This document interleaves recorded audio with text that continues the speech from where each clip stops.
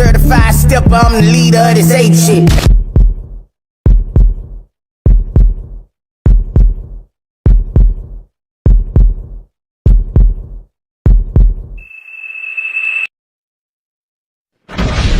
What up, gang? I'm back with another video. I say I'm back with another video. Make sure you hit that like button, comment, subscribe. Yes, I said subscribe. Turn on your post notifications. It's free. Do it for me. Disclaimer, the purpose of this video is an educational documentary providing authoritative news reporting on historic events in a journalistic context. All of the opinions in this video are mine alone. Everything in this video has been taken from publicly available sources, and any footage used is covered under the doctrine of fair use. We've made every effort to ensure the accuracy of our sources, but I am not responsible for content that third parties publish. Content warning, this video contains themes of violence, death, and gang activity, but every effort has been made to censor this video in accordance with YouTube's advertiser and community guidelines. This video features no violence on screen, no explicit language, and no hateful language. If you're not interested in that, hit the subscribe button and get ready to hear one of the craziest stories ever told. If you've seen my channel before, you'll know that I like to study the real stories behind gangster rap and drill music all over the world. From the gun-toting gangsters of Southside Chicago to the knife-wielding drillers on council estates in London, all the way to the savage suburbs of Sweden where the gangsters there are literally bombing their ops. But today, we're going to take a closer look at a city that has been long overlooked when it comes to rap music and street culture, Mobile, Alabama. Just like with many other cities in the USA, many neighborhoods occupied by predominantly African Americans don't receive the support or investment they need to prosper. This leads to social issues and the formation of gangs who resort to crime to make ends meet and put food on the table. Unfortunately, gang affiliation is often handed down from generation to generation, and many young people are born into gang affiliations due to their family or neighborhood ties, being forced into a deadly street war that they never really signed up for. And that's facts, man. A lot of people have joined gangs and been at war with people that they don't even know. They don't even know the reason why they're at war. This is basically inherited from generation to generation. And that's facts. And that's the crazy part about it. And in Mobile, Alabama, one of these young men, born the son of an infamous gangster, would grow up to be notorious himself, both for his activity in the streets and for his slick and insightful music, painting a picture of the street lifestyle in the Deep South that had rarely been represented in music. Nashon Jones, better known as HoneyKomb Brazy, is the most buzzing rapper currently emerging from Mobile, Alabama. His relatively short career in music has been marked by extreme highs and lows, with deadly and violent encounters in the streets, as well as bitter feuds that have spilled into the rap game. HoneyKomb Brazy has been in some of the most shocking situations you could imagine, from shooting and paralyzing his own cousin at just age 13, killing a former friend and getting away with it, getting shot 8 times and surviving a coma, and at one point, things got so crazy with Brazy's enemies, who were unable to get to him, they would even resort to killing his grandparents, in one of the most brutal incidents of murder I have ever heard in any crime story. But in the midst of it all, HoneyKomb Brazy has continued making music and documenting the insane lifestyle that he was born into. From his meteoric rise in the scene in 2018 to long periods spent incarcerated on serious charges stemming from his numerous encounters with the law.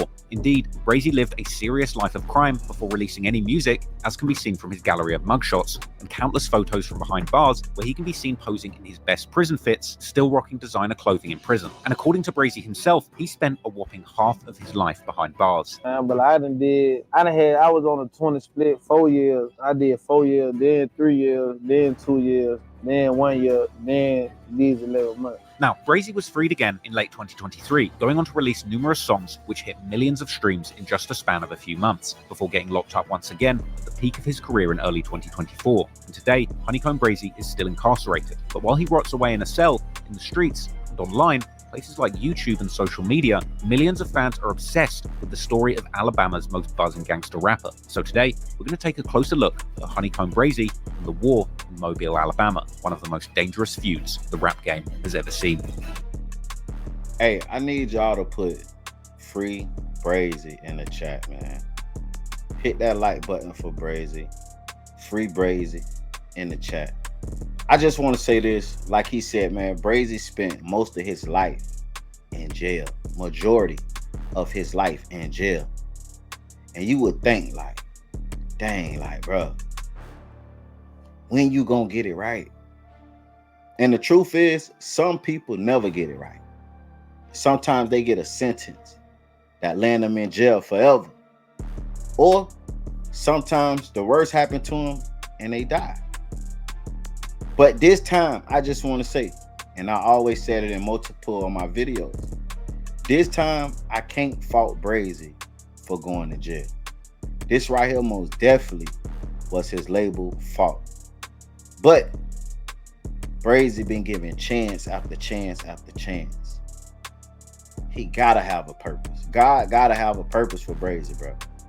He been shot down there 8 times, been in jail 100 times. Like, it gotta be a purpose for Brazy. So anybody that's in the streets, that's constantly getting into it and making it out, whatever the situation is, just remember, bro, like, you might need to wake up before it's too late, because if you keep getting chances after chances after chances, God is trying to spare you, bro. Like, he feel like he got something for you. You got a purpose. And even if you do have a purpose, sometimes you can fall short on your own actions. So remember that.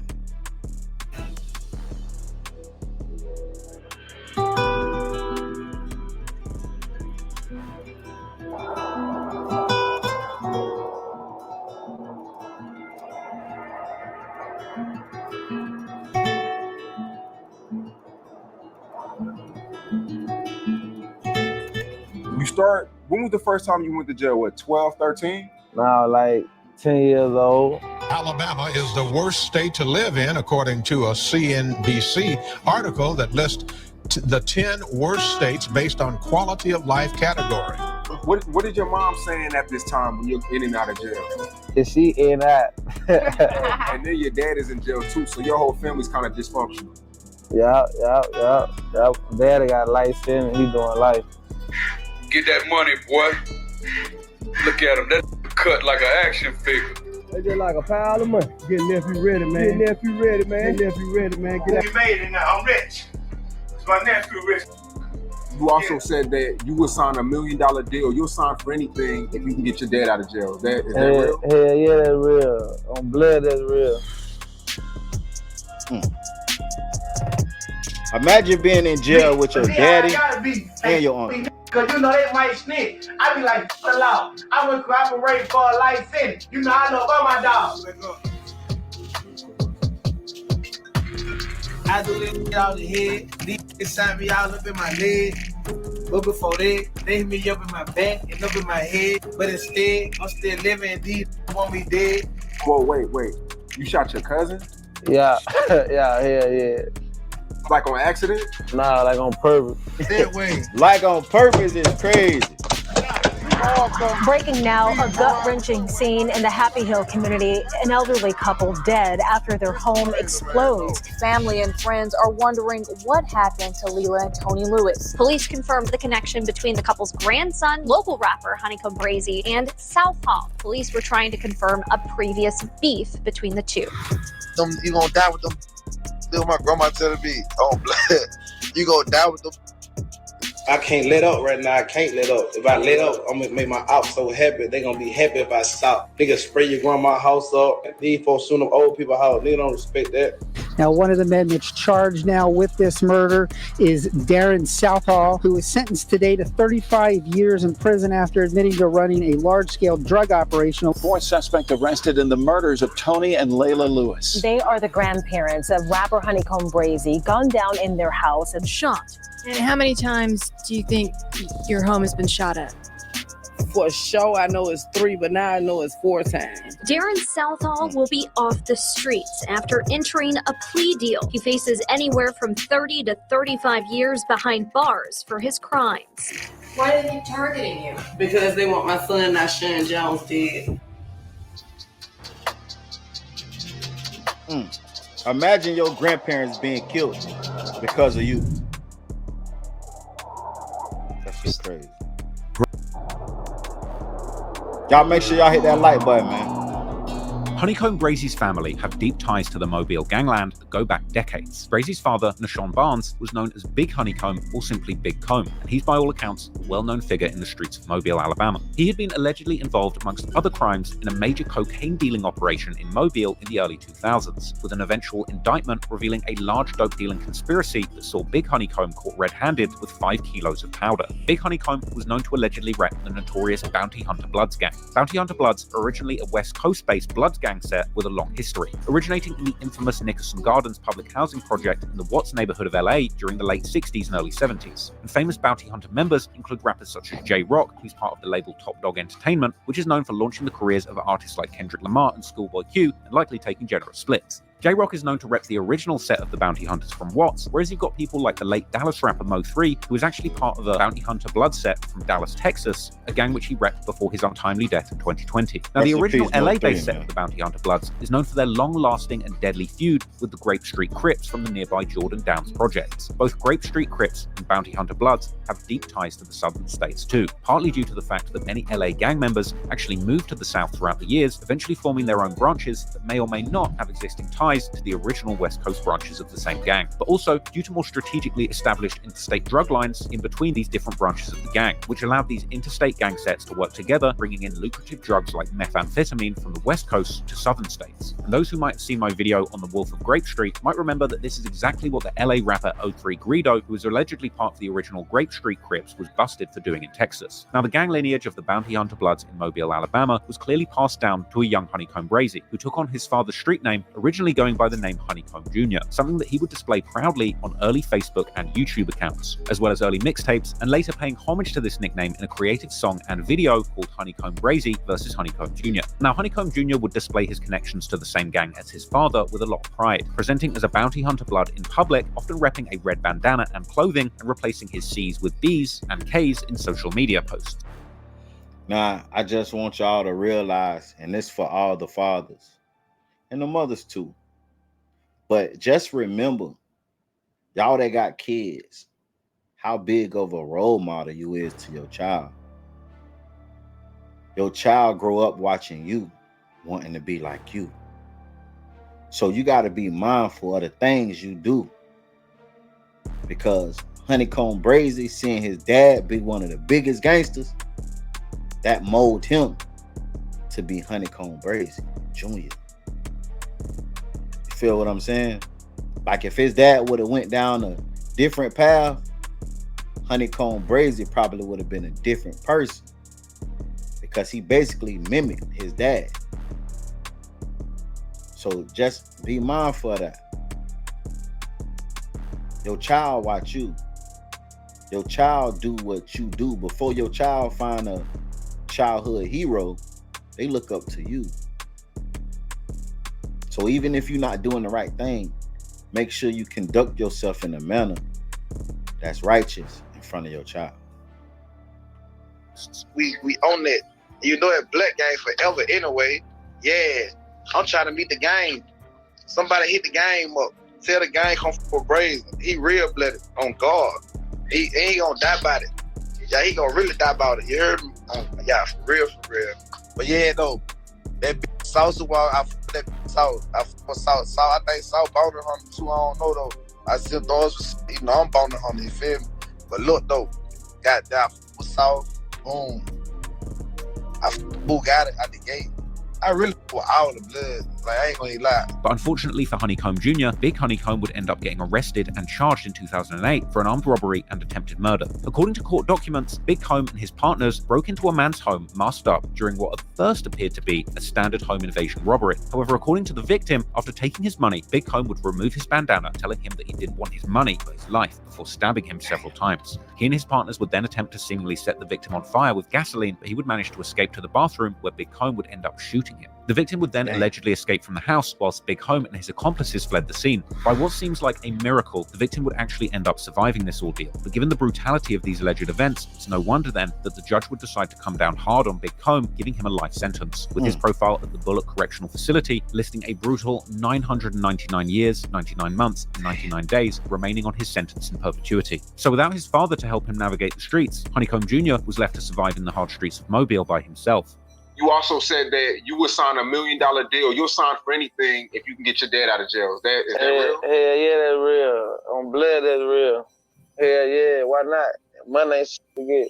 Big HoneyKomb had his most recent parole hearing in 2023, but his request was duly denied, and his next opportunity won't be before 2028, with it not being hopeful that the system will grant him a second chance. Big Comb's chances at parole seem pretty slim due to the fact that the current Alabama chair of the Board of Pardons and Paroles, Lee Gaffney, has actually denied nearly all parole requests since taking charge in 2019. But perhaps due to Big HoneyKomb's status in the streets, he would continue to live life to the fullest, even behind bars, as Big Comb would be seen posting pictures on social media where he can be seen wearing diamond grills and designer clothes, smoking cigars or blunts and drinking lean, and even eating restaurant-quality meals, all from prison, leaving fans of Brazy astounded at how somebody is able to live such a lavish life behind bars and also be able to share it with the world on social media. I mean, Big HoneyKomb is literally living a more lit life than me while serving life. It's crazy. But unfortunately, with his father out of the picture, HoneyKomb Jr. couldn't rely on his mother for support, as his mother, Tanisha Jones, was also in and out of jail throughout his childhood. And she can even be seen to this day repping her alleged blood gang affiliations with her red hair looking like Sexy Red's long-lost auntie. Now, the red hair was actually a trend that many Bloods, including Brazy himself, actually followed at one point. What is your mom saying at this time when you're in and out of jail? She in and out. Yeah, both of her in and out there. She can't say that. But the thing is, Brazy's gang ties in the family go much deeper than just his parents. Even Brazy's uncle, known as Gator Q, is allegedly another highly respected blood gang member, and at one point, Gator and Big Comb would even share a jail cell together where they could be seen together on videos that were posted to social media, where Big Comb films them doing their daily activities, like working out, with Gator showing his impeccable fit and what seems to be an enormous battle scar in the middle of his stomach. Get that money, man. This how we do in the federal prison right here. Doing day for day in this. Yeah. Gator, I see you. Mobile. Yeah. Uh-huh. Yes, sir. Nice. Uh-huh. Do that, motherfucker. What? 250. Yes, sir. Ain't bad this. Yes, sir. Yes, sir. Uh-huh. Going back down. Yes, sir.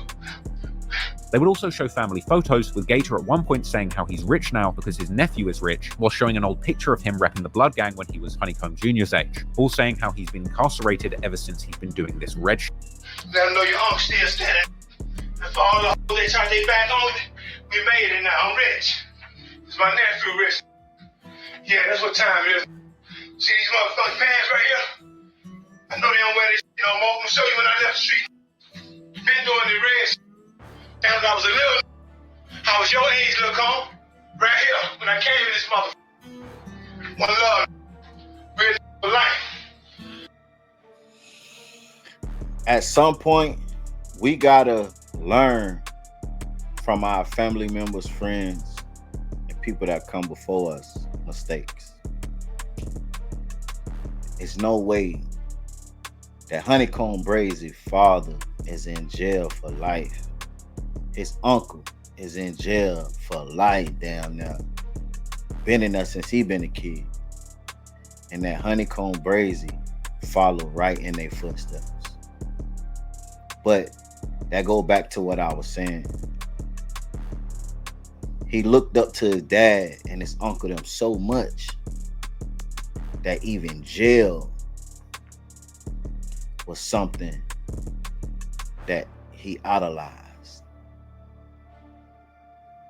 Cause he'll tell you quick. He can go back to jail and live good. Like he ain't tripping. He cool. That's a messed up way to live, man.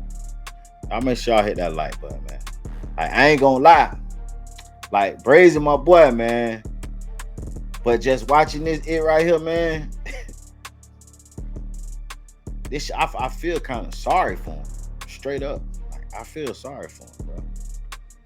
At the end of 2020, Gator would post on his Twitter that he would finally be freed in 2021. But anyway, given the fact that HoneyKomb Jr.'s parents were heavily involved in the streets, in and out of jail throughout his childhood, he would wind up being mostly raised by his grandparents from his mother's side of the family. And understandably, Brazy's family life and the gangbanging influence from those he looked up to as a child had a huge lasting impression on him, making him seemingly determined to continue the family's infamous legacy in the streets himself. But unfortunately for HoneyKomb Brazy, the extent of his family's activities in the streets meant that he would be growing up in a volatile environment surrounded surrounded by firearms and danger, and he would barely be a teenager when he would ultimately find himself squeezing a trigger and changing his life trajectory drastically, beginning a spiral of violence and notoriety that would seemingly follow him for the rest of his life.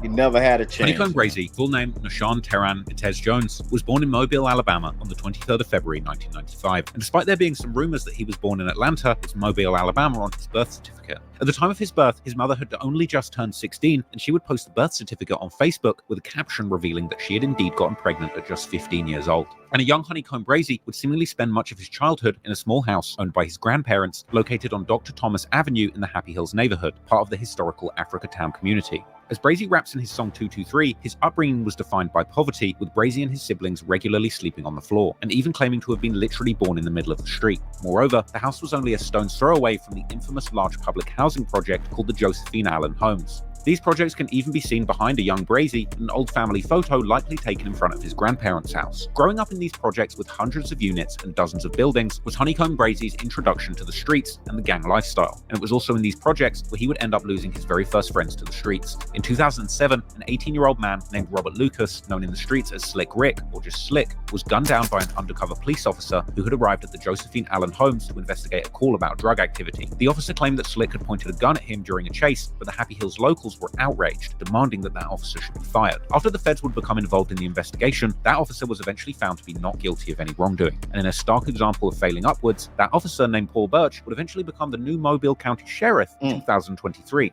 Brazy would later reminisce on Facebook, calling Slick the realist and saying F the Mobile police for shooting his friend 5 times and leaving him to die in the street, with commenters agreeing and dissing Paul Birch for the killing. Eventually, in 2011, the city of Mobile decided to close down and demolish the Josephine Allen Homes. However, that demolition would not take place until almost a decade later in 2020, and in June of 2011, when the projects were still inhabited, an intern from the Mobile Youth Survey would keep a blog on her summer job surveying young people in Mobile and discussing the environment around the Josephine Allen Homes projects, with these blog posts including long passages all about the shocking amount of gun violence that was witnessed in this area. And at the end of her week in the Happy Hills community, she would actually conclude by writing about the feeling of hopelessness that the youth in this neighborhood were feeling, fearful of them being consumed by the gang life like their older family members had been too. Being raised in such an environment by a family with deep ties to the streets, it didn't take long for a young HoneyKomb Brazy to also get involved in the life of crime. And at just age 10, he would get his first major run-in with the law. Brazy and his friends would break into a store to go and ride go-karts and vandalize the place, with these wild childhood activities landing Brazy in trouble with the law very early in his life. Brazy later explained in an interview that he's been on probation ever since this incident, and he wouldn't even make it to high school as a result.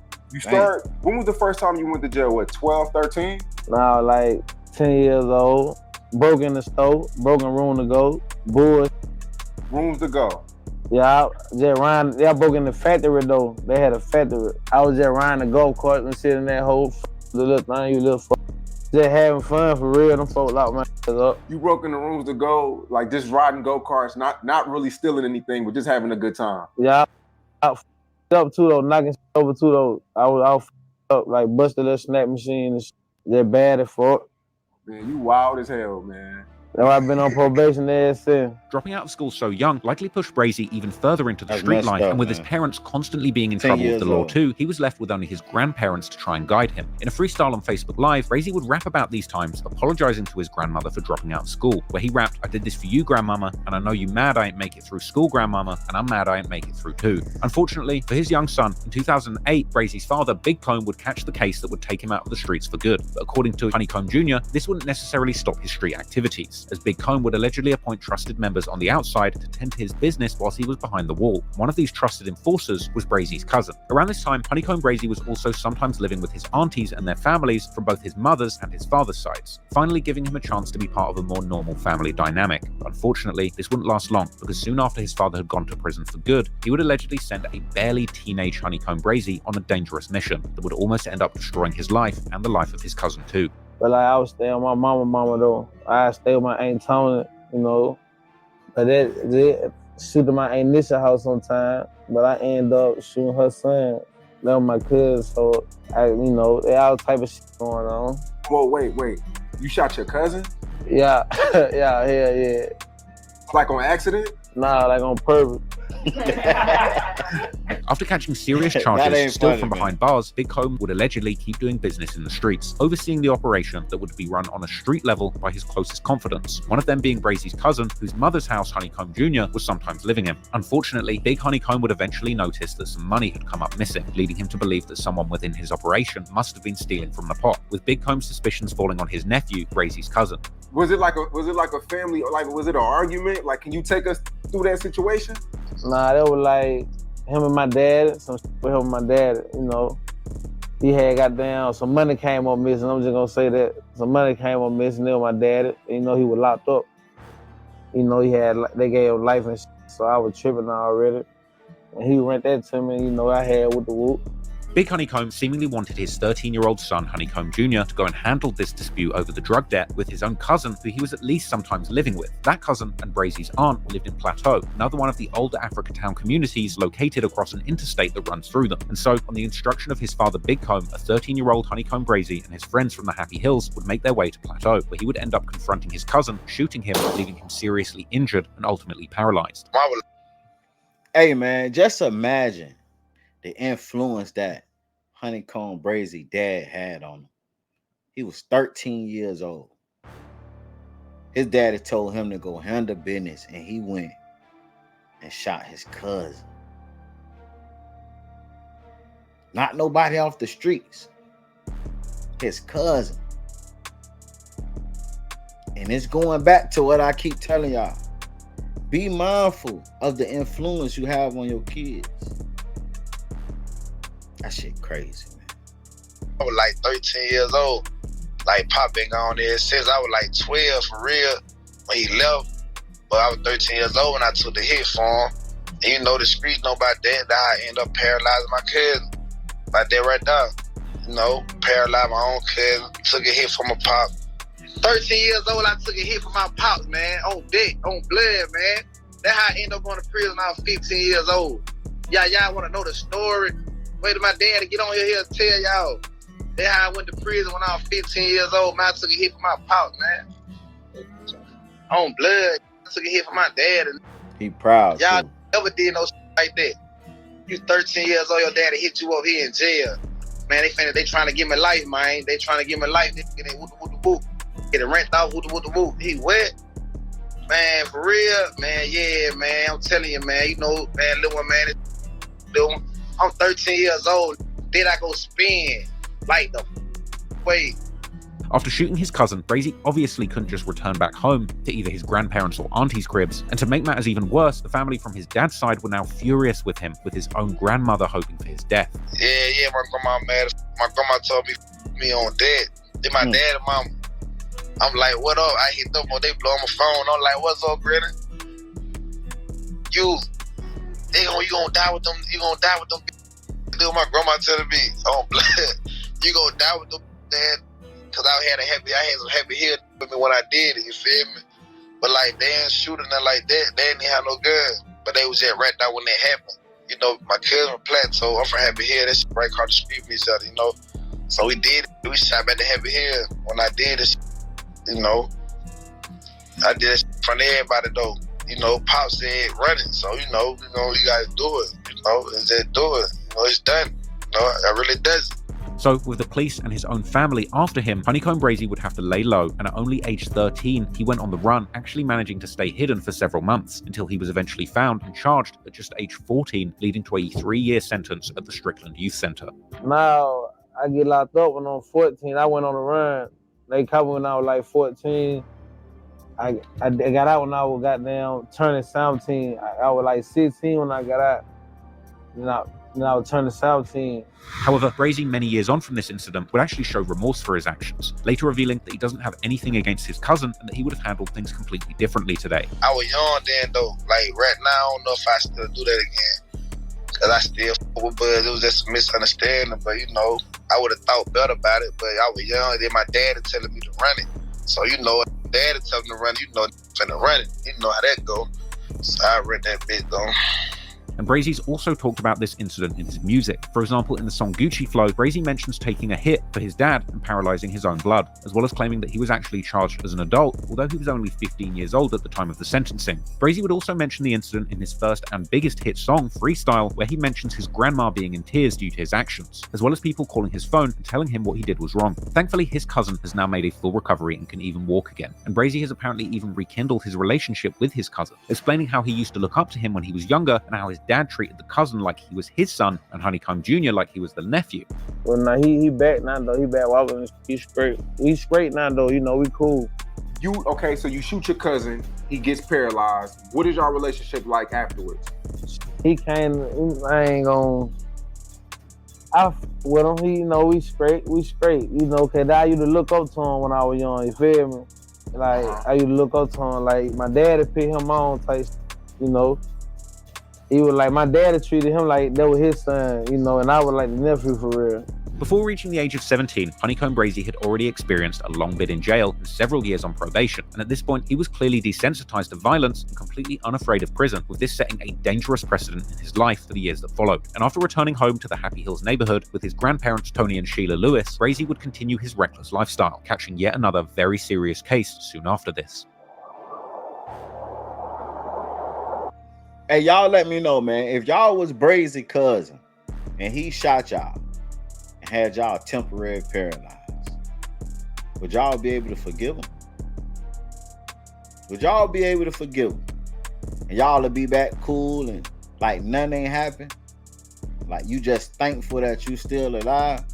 Or you will have some animosity towards him and want your get back? Y'all get in the comments and let me know, man.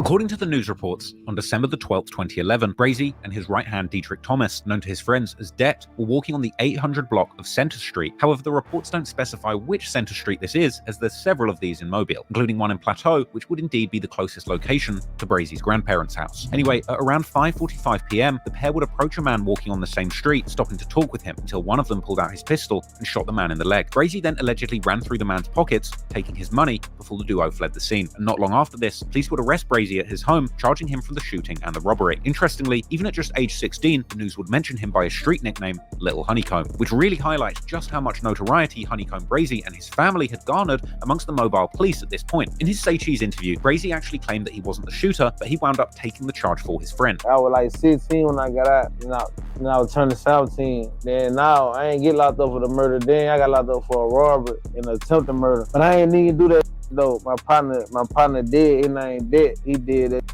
But I just took the case for him, though. And Brazy would further expand on the situation during one of his many Instagram lives, again claiming that Det was the shooter and that he just happened to be there, whilst also explaining how the victim had never seen Det before, but knew Brazy, and therefore told the police it was him. Brazy would then end up keeping his mouth shut, ultimately going down for the crime. But Det had wet ass up raw, and I was there right there when it happened. And they know who Det was, knew me, so they pit the folks on me by that.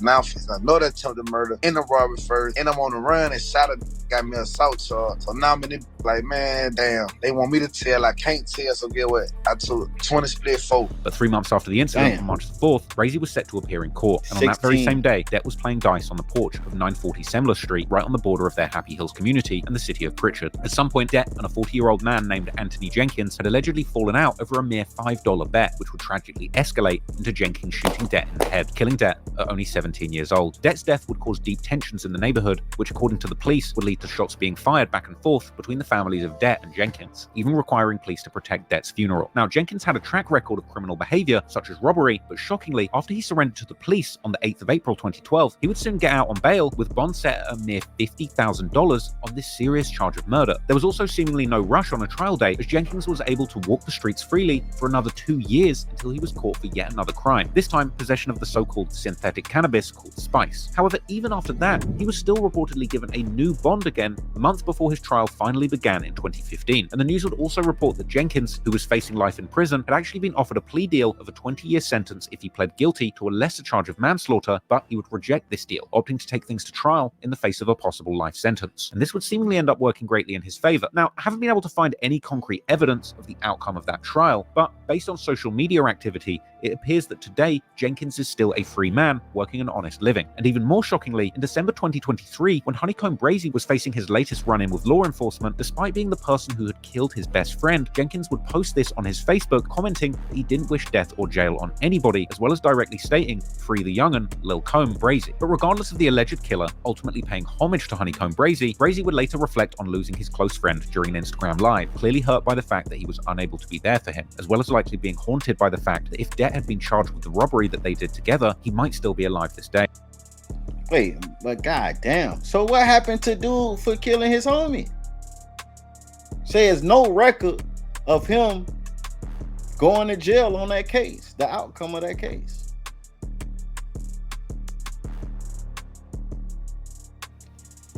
That's crazy. That's crazy right there. Like, it's supposed to be somewhere on the records of that case right there.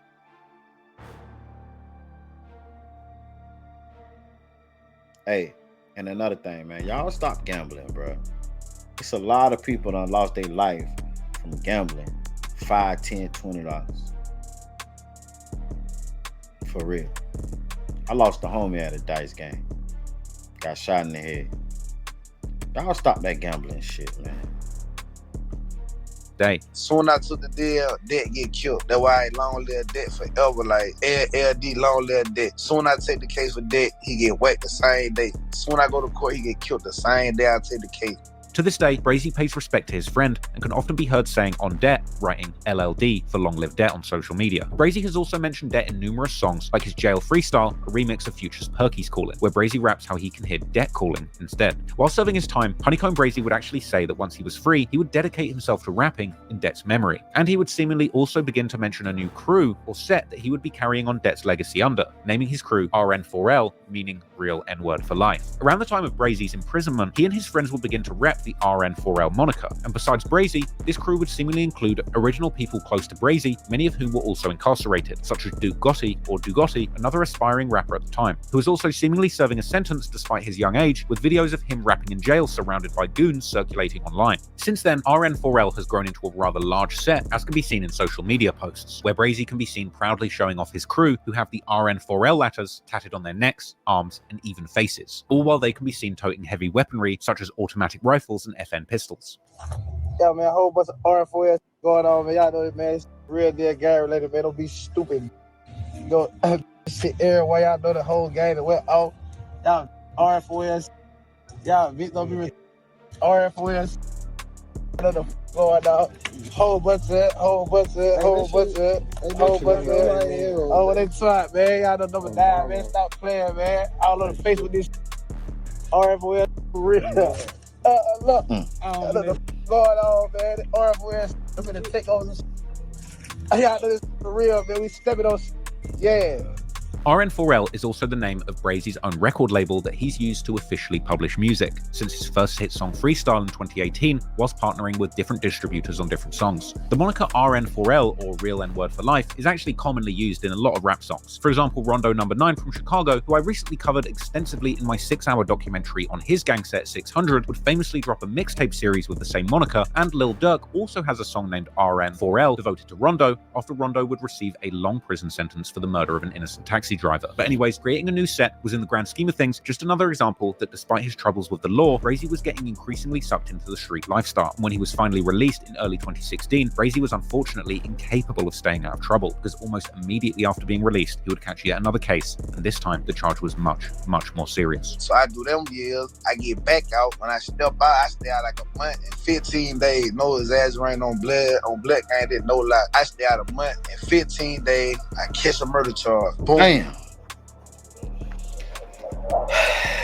Hey man, this shit crazy, bro. He got the right name, Brazy, because this shit crazy, man.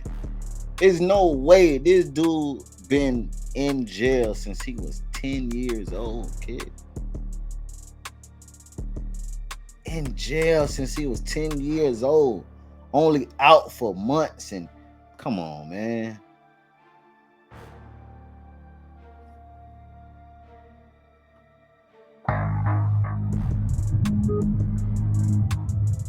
After getting out of prison, Brazy would begin to showcase his growing rap skills, often freestyling for the camera wherever he was. Unfortunately, he was also deep in the streets and in an environment where anything could go down at any moment. Sadly, that's exactly what would happen. After being out of prison for about a month or so, on the night of February the 21st, 2016, at approximately 8 p.m, Brazy would go to an apartment complex called the Woodlands Apartments in Pritchard, just about a 10-minute drive from Happy Hills, to visit a female friend named Raisha. According to Brazy, he was there simply to serve her some weed, but the girl was also the girlfriend of his friend Stank, real name Ladarius Mora. Stank, who also went by the nickname Gunner, was very popular in Mobile and respected by many due to his family's prominence in the area. Just like Brazy had his father Big HoneyKomb, Stank's family also allegedly had some members with serious connections to the Mobile underworld and were known for getting money in the streets, as can be seen on numerous pictures on social media where Stank himself can be seen flexing big stacks of cash and posting openly on Facebook that his trap house was doing numbers and attracting the attention of the police. Stank had also been close with Brazy's fallen friend Det and could be seen posting with his clique wearing shirts in his honor after Det's death. Whilst Brazy was allegedly inside the girl's home, Stank allegedly arrived at the premises to speak to Raisha after the couple had seemingly had a falling out. However, allegedly, she wasn't interested in talking to Stank and wouldn't let him inside the house, making things look increasingly dicey for HoneyKomb Brazy, who was still in the home at this point. At this point, an enraged Stank, who now believed his friend was inside the house with his girlfriend doing the unthinkable, things would keep escalating, as Stank would eventually force himself into the house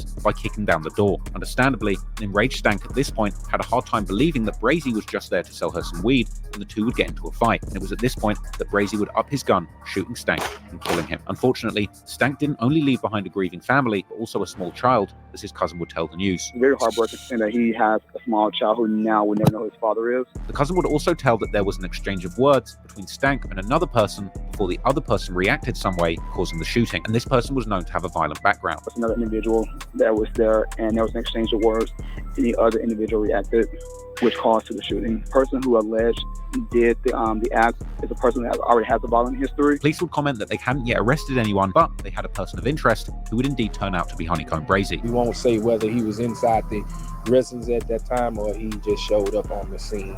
But we do have a person of interest at this time. Now, Brazy's talked about this case on numerous occasions, would even at one point record a jail freestyle called True Story, which was later made into a real song, where he talks about this incident at length, essentially doing King Von's crazy story concept before Von even did it, rapping in the song about how he went to sell Raisha a pack and ended up kicking it with her having a smoke when Stank turned up, elaborating that he grabbed his gun when he heard banging at the door, and at the same time got a phone call from a friend who was actually close with Stank, with Brazy telling the friend that nothing had been happening between them, but Brazy would go on to claim that when Stank kicked the door, he slipped his handgun safety off and prayed that Stank didn't break through, with Brazy ultimately concluding that despite growing up with Stank, he wouldn't allow him to kill him over a girl, and Brazy felt he ultimately had to kill Stank in self-defense. Ultimately, Brazy would indeed end up beating the charges for Stank's murder, as he was found by the authorities to have indeed acted in self-defense, with Brazy even explaining during a live how he's still cool with some of Stank's brothers, whilst others want him dead. I didn't look, man, I didn't kill brothers in real life, locked up for murder, killing a brother, and still his brother's brothers. You see what I'm saying? Like, this real life, this is my,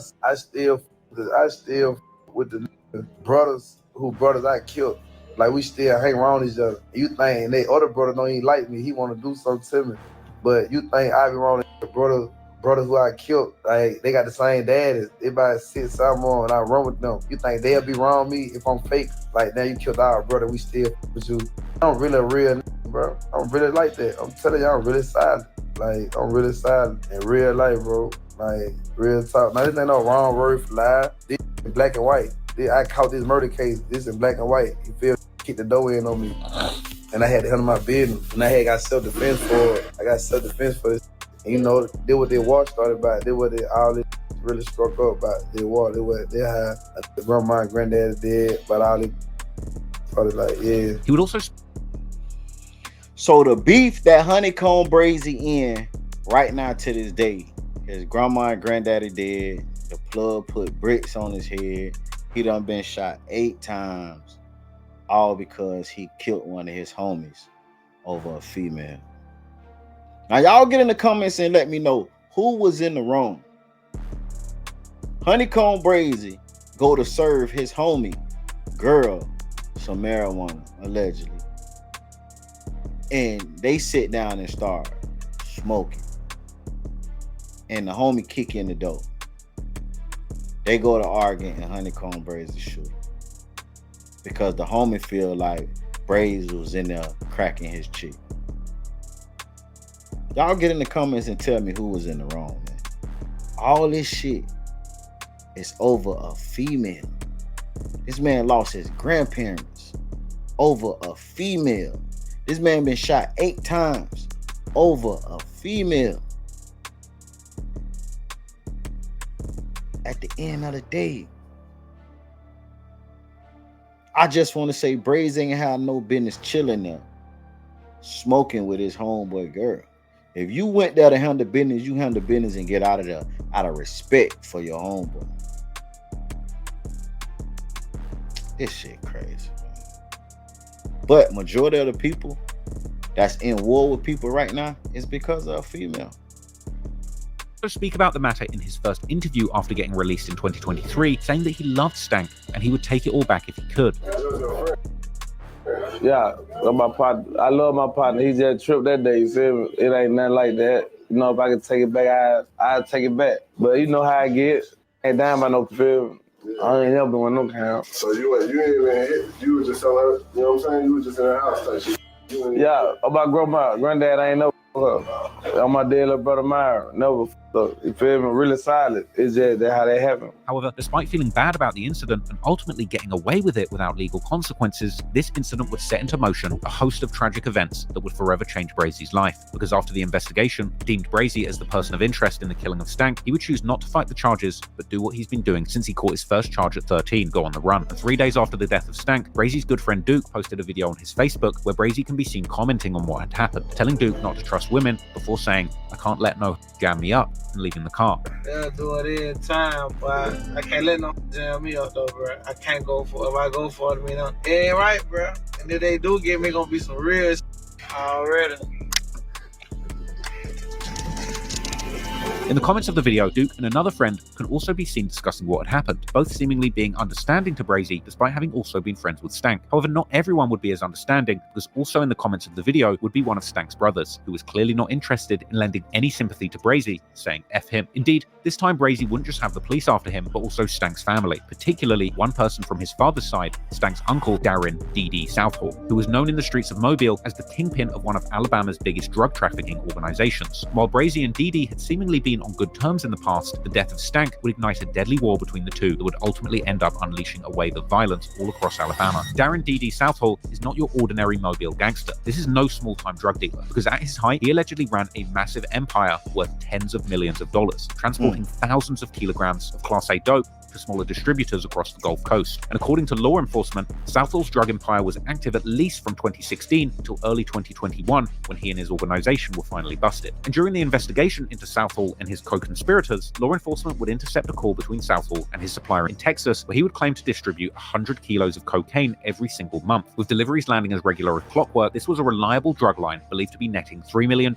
in cash per month, with investigators seizing approximately $2.2 million in cash during one bust. After getting arrested and indicted, D.D. Southall would eventually agree to a plea agreement that made him accountable for 4,000 kilos of cocaine, 24 kilos of heroin, and 2 kilos of fentanyl, totaling to about $24 million in drug proceeds. However, Southall's journey to the top of the dope game hadn't been the most typical. In fact, it was believed that he climbed to the top of the drug economy in Mobile largely by snitching on all of his competition, with these snitching allegations on D.D. Southall going back decades to at least the late 90s and early 2000s, essentially almost as far back as his criminal record. Southall has a long criminal history dating back to the 1990s. Several charges stemmed from possession of cocaine. Southall is also accused of being a drug ringleader in a multi-state, multi-million-dollar drug organization. For example, in 2003, Southall was part of a case against a fellow drug dealer, Leroy Jackson, who was also the owner of a Mobile-based record label, Gorilla Records, with artists like C. Nile, who was also affiliated with the legendary Screwed Up clique from Houston, Texas. During the trial, Southall testified that he had been buying crack from Jackson 2 or 3 times a week from 1999 until 2001, when Jackson went to prison. In 2013, in another case against a dirty cop named Edmund Burke, Southall would allegedly knowingly help arrange a deal between Burke and his cousin and an undercover cop, which would lead to Burke's arrest and conviction. In one flabbergasting video, now older Southall can be seen proudly proclaiming that I ain't on no police no more, I ain't got nobody left to roll on, I got the city in a chokehold, essentially admitting that he snitched so much that he has no more competition left in the city. Wait, man, wait. That's why Brazy say I got the biggest rat in the city, got some bricks on my head. Just think about how powerful you gotta be, dog, to brag about snitching on all your enemies and being able to be in the streets and move around free with no worries. And you see Young Scooter posted this video and called him a rat and a turtle. This shit crazy, bro. I ain't on the police. I ain't got nobody to roll on. I got to sit in a chokehold. This video would be posted on Instagram by the rapper and undisputed Jug King of Atlanta, Young Scooter, who himself seemed dumbfounded by this admission. Writing the caption, "This is what the street's coming to. The streets are on life support." He said he got the whole city of Mobile. Brazy, who at this time was beginning to pick up steam as a rapper, would comment on the video using a lyric from his song Gucci Flow, where he disses Southall by saying, "How the biggest rat in the city got some bricks on my head." This was a dangerous rival, and it would mean that Brazy would need to look out for both violence and snitching from the very same op. Indeed, while Southall had seemingly gotten to the top of the dope game by snitching on his competition with the help of Mobile police, he was no stranger to using violence to get his way too. And in 2012, he was actually charged with an attempted murder after he allegedly shot a man in a restaurant after a fight had broken out. This incident occurred at the Cozy Brown's Kitchen in Pritchard, Alabama, a mere 3 minutes drive from the Woodlands apartments where Brazy actually ended up killing Stank. Now, Southall was after Brazy, and he would do everything in his power to get his revenge. However, if Brazy's enemies wanted him, they would have to get there before the authorities did. Y'all subscribe to the channel and hit that like button, man.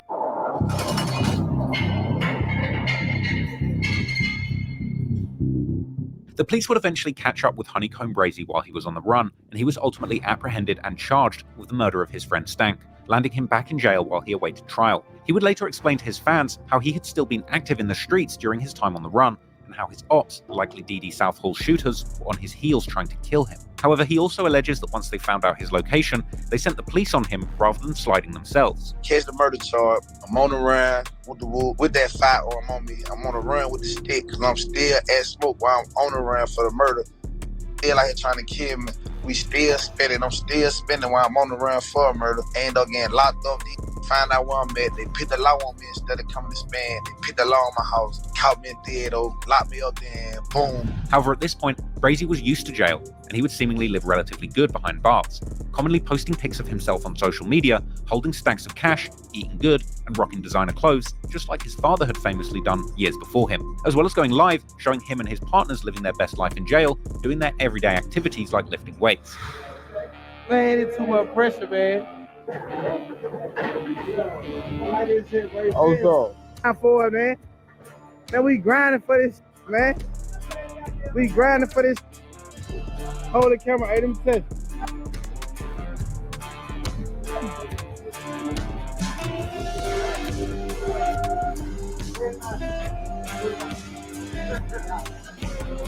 Fuck that whole nephew. Every day workout plan, break a jaw. Break a jaw. Don't try me. Don't try me. Oh my mom, we really grinding. Like we really out here doing it, man. Oh my mom, we really out here doing it. Hey, man, I'm so scared of y'all. You where you at, cuz? Yeah. Grind in. Grind in. On some. Y'all don't get this through now. 56 years old, still grinding. 56 years old, still grinding. Get out of the anything 35 and up, see bust.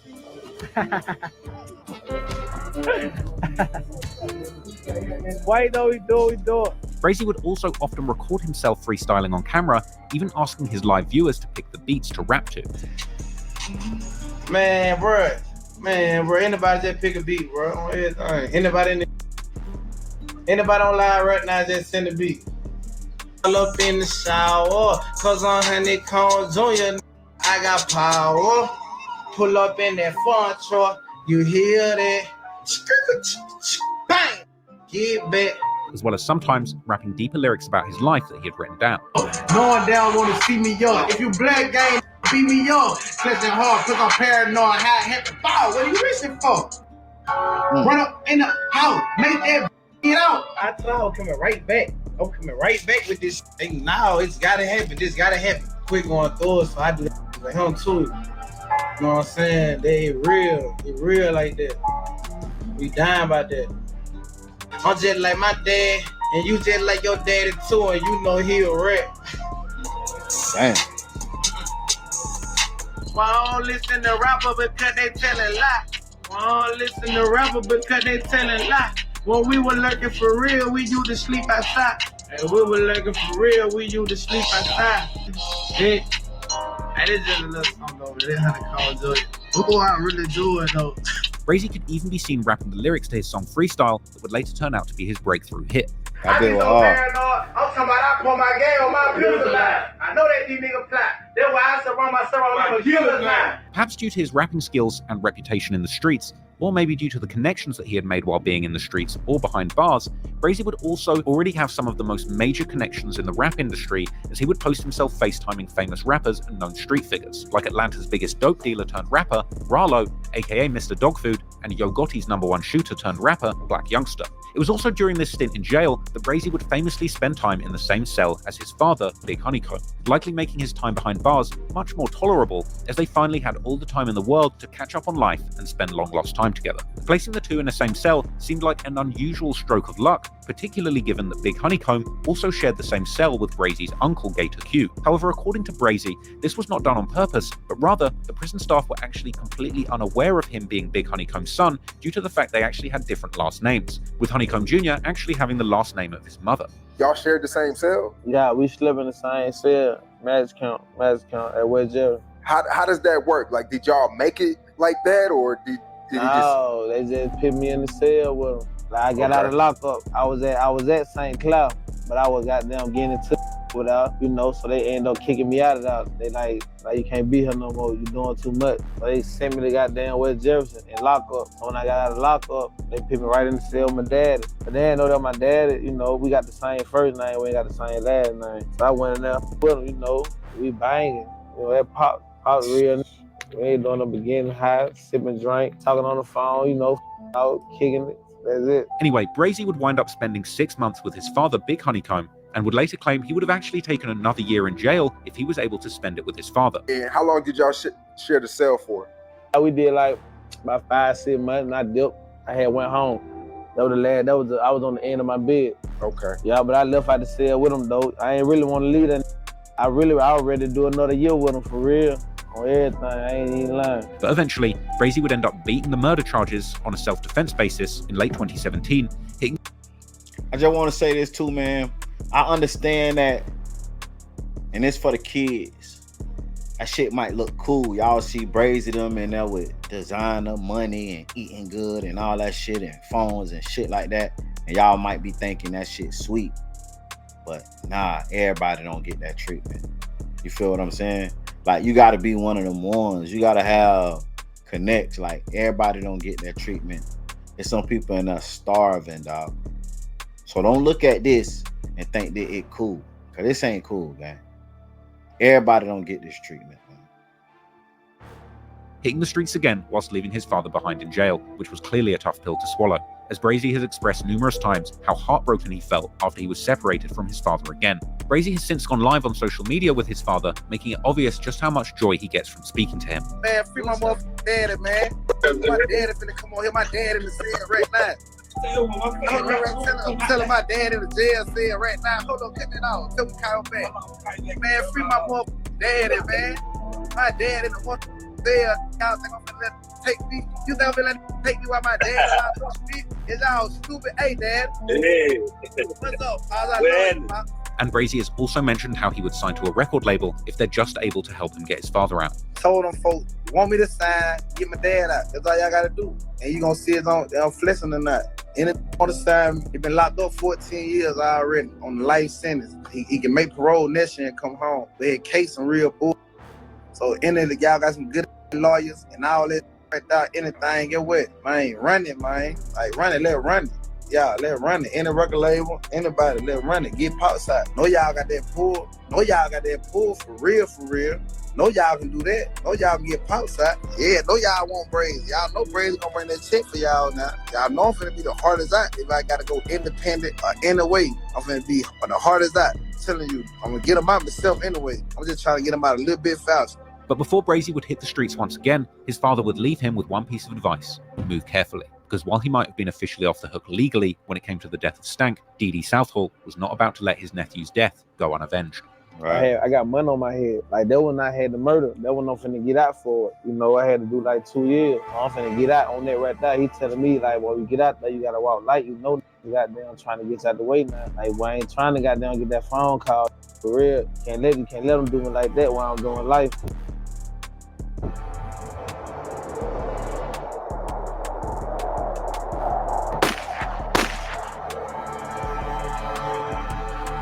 After beating the charges in the murder of Stank and getting out of jail, HoneyKomb Brazy would hit the streets running, determined to turn his difficult life experiences, as well as his connections within the music industry, into a successful career in the rap game. But before he would even get a chance to start, things would almost be over for Brazy. It was only about a week after being released, he would get into an altercation, allegedly with DD Southall shooters, resulting in him getting shot 8 times, with one of these being a headshot. Fortunately, Brazy would survive the shooting, but the situation was serious. He would reportedly fall into a coma for a week. When he finally woke up, the doctors believed he would never walk again, and Brazy would later open up about these events on social media and in interviews. I did like a year and 8 months at fighting the murder. I get off on that, when I get off on the hard, I get out, boom. First week out, they hit me 8 times. They did that. Hit me 7, 8 times first week out. Now, you do have a viral video of you getting patched up by one of your homies, right? Yeah. This was right after you got shot, like moments after you got shot? No, hell no. You talking about when I was like patching my back up? Yeah. Nah, that when I had got shot 8 times. That was just me getting out the hospital and he was just changing my wound. Okay, I'm thinking you didn't even go to the hospital. It was just some hood, like your homie just patching you up nah, on some you hood. get shot 8 times, you gotta go to the hospital, say. Okay. Say he got shot 8 times, he ain't go to the hospital, he still living that life. This isn't the time you got shot in the head, correct? Yeah, that was the time I got shot in the head. And how long were you in the coma?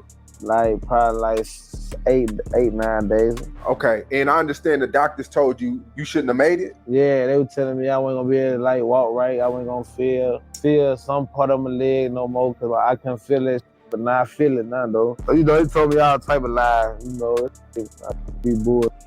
Man, do you ever just sit back and be like, man, I'm just happy to be here? Hell yeah, all the time. Every time I get high, pop a perk, goddamn, thinking like that. Brazy would also later post a picture of himself when he was in a coma to his Instagram, together with lyrics from his 2020 song The Truth, Gucci Flow, reciting the famous line, "The biggest rat in my city got some bricks on my head," clearly insinuating that he considered Southall to be responsible for the attack. He would also mention the shooting in the song Camelback, where he raps, "They shot me 8 times, because you made a deal, you set me up, almost got me killed," insinuating that he might have gotten ambushed or backdoored during the incident. After Brazy woke up from his coma and was in the recovery stages, he would leave Mobile and go to Atlanta to stay with none other than Rallo and his Famgoon partners. Now, those of you who have seen my video about Rallo might remember that this would have been around the time when Rallo's massive drug operation was actually at its peak. In fact, this was only a few months before Rallo was finally arrested and raided by the feds. But one of the Famgoon members close to Brazy was a rapper named Donkey Wild, who has even served time with Brazy, as can be seen from the cover photo that he posted together with their song called No Hook in 2020. In fact, at one point when they were locked up together, Brazy would apparently even receive an extra year in jail for allegedly stabbing a man who had stolen Donkey's phone, as he would later explain during his Say Cheese interview. You got an extra year in jail because of that. Oh no, see that what you talking about, that was behind Duke Wild. That was behind Duke Wild. That what you talking about. That last time I was locked up, I had got an extra year behind that. Yeah, some had took his phone and stabbed him, you know, took his throwing, sent him to the hospital. All type of shit was going on with him. And you know, I went off, I stabbed some up about him. Yeah. That when I got extra year. Yeah. In December 2017, Donkey would post a short vlog showing him picking up Brazy from the hospital after his coma. Yeah. The video would also be posted online, showing Donkey rebandaging Brazy's wounds and showing off the severity of the attack, as well as how close these two clearly were at this time. A clip from this video was also featured in the music video for Brazy's famous song, Under Pressure, after he raps the line, "They try to do me like 50 Cent, they hit the car with a high 8, 3 to the back, 1 to the head, you know we don't count, below the waist." Still, even months after the shooting, Brazy would do a 30-minute live on Facebook where he would desperately attempt to squeeze out a bullet from his leg that still remained there since the shooting, even offering any viewers with expertise in bullet removal $1,000 if they could help him. Yeah, I pay a mother. Right now, I'm talking about what a want. I got 1,000. Hospital charge more than that. Man, I got 500. Anybody know how to move that right now? I got 500, bro. No lie. Nigga went from 1,000 to 500. Anybody know how to get this bitch? Man, I got 500. Oh God. Then pull up, get this out of me, dog. My mama get it on me, dog.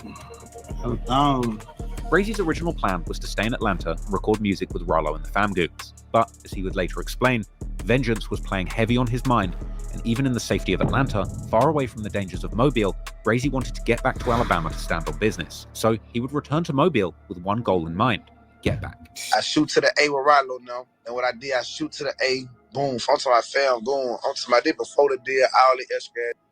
I shoot to the A, Fam Goon now in Pakistan. I'm ducked out right now. That's where I'm chilling at. I just left that before the feds hit that. I put the bin in now. I just left that whole like, no, I'm from the dip because I wasn't feeling right. On my first week out, just shot me 8 times, hit me all in the head. So I'm like, no, I can't rap right now. I'm like, I gotta go spin. I can't rap. Like, yeah, when I try to get in the studio, I can't even rap.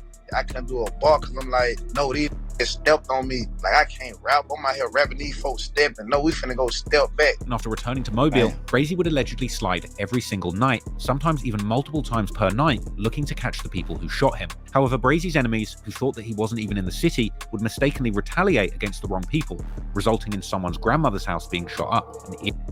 Hold on, man. God damn. Now, Trap Lord Ross, how you know that Brazy went sliding every day, multiple times a night? Like, did he come out and say that? Like, how you know, Trap? Like, you do great work, but how you know if this man ain't came out and said he went sliding every day, multiple times at night? Trap Lord Ross, how do you know? Y'all, man, y'all hit that like button, man, and subscribe to the channel, man. Hey, Trap Lord Ross the GOAT, man, I promise.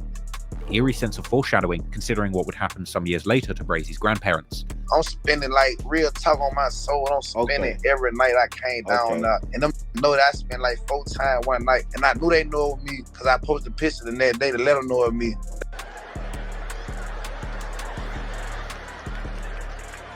They thought I was even in Mobile. They just had everybody getting shot up, spending this, spending that. This on deck, gray, on blood. I ain't doing no line. Spending every day that whole night. They think it's some more spending, so they go hit that some more. Hey, boy, it real beef in the city now. Blood, like, boy, it's smoke now.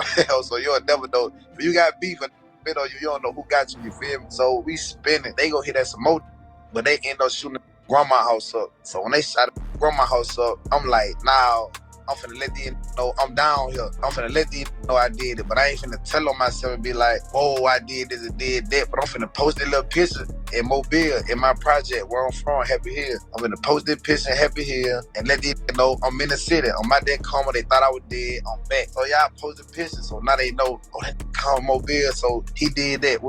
Yeah, he did that. But the only reason I posted pictures because they shot a grandma's house up. I don't even know that. I just heard like, damn, they hit bro grandma's house thinking he would and I'm knowing he ain't do that. So I'm gonna get him out that jam like, no, bro, I ain't do that. Y'all don't hit that grandma's house up. Like, no, I don't want. And you see how that karma came back? He went and shot some people up. They thinking it's somebody else. They go and shoot somebody else grandma's house up. That karma came back. And these people who he went shooting up shot up his grandma's house and blew the house up, and his grandma and granddad died inside. See how that karma came back around? I want old grandma getting killed by dead, you know what I'm saying? That be on my case. But staggeringly, Brazy wouldn't stop his revelations there, as he would say that in the end, he got the last laugh because the ops have dead friends who are never coming back.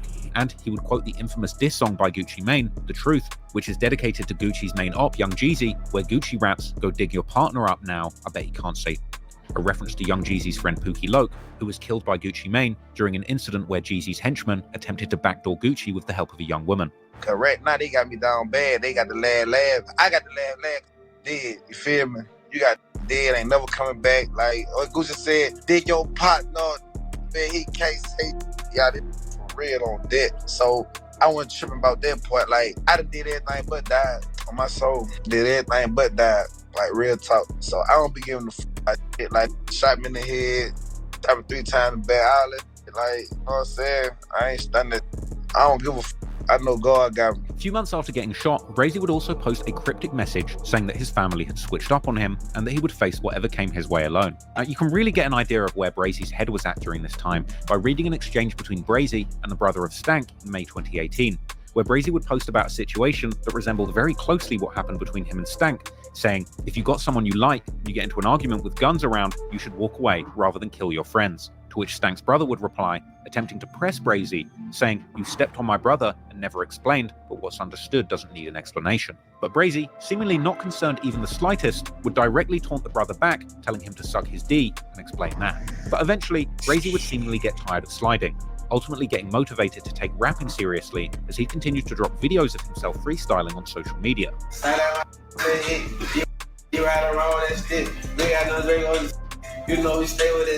Then, in June 2018, he would finally put out his first official song under the name HoneyKomb Brazy, together with a music video. This song wound up being his biggest hit so far, a track titled simply Freestyle, or Freestyle, that's the intro, with this song essentially intended to be an introduction to him as an artist. Now, the song follows pretty much the exact same lyrics that Brazy had already been rapping in jail before his release, but at the time without a beat, which is why the track is simply called Freestyle. But what makes this song so catchy is arguably the effortless way that Brazy rides the laid-back yet energetic beat, going bar after bar for over 7 minutes, together with a catchy flow combined with his heavy Alabama drawl and funny lyrics that paint a vivid picture of Brazy's crazy life. The track resembled the style of an old Gucci Mane track, with the song being a prime example of why Brazy has been called the Gucci Mane of Alabama, rapping about hooking up with flexible women who do yoga, being surrounded by killers who he can send to do any job, and saying that he would go to jail for his friends.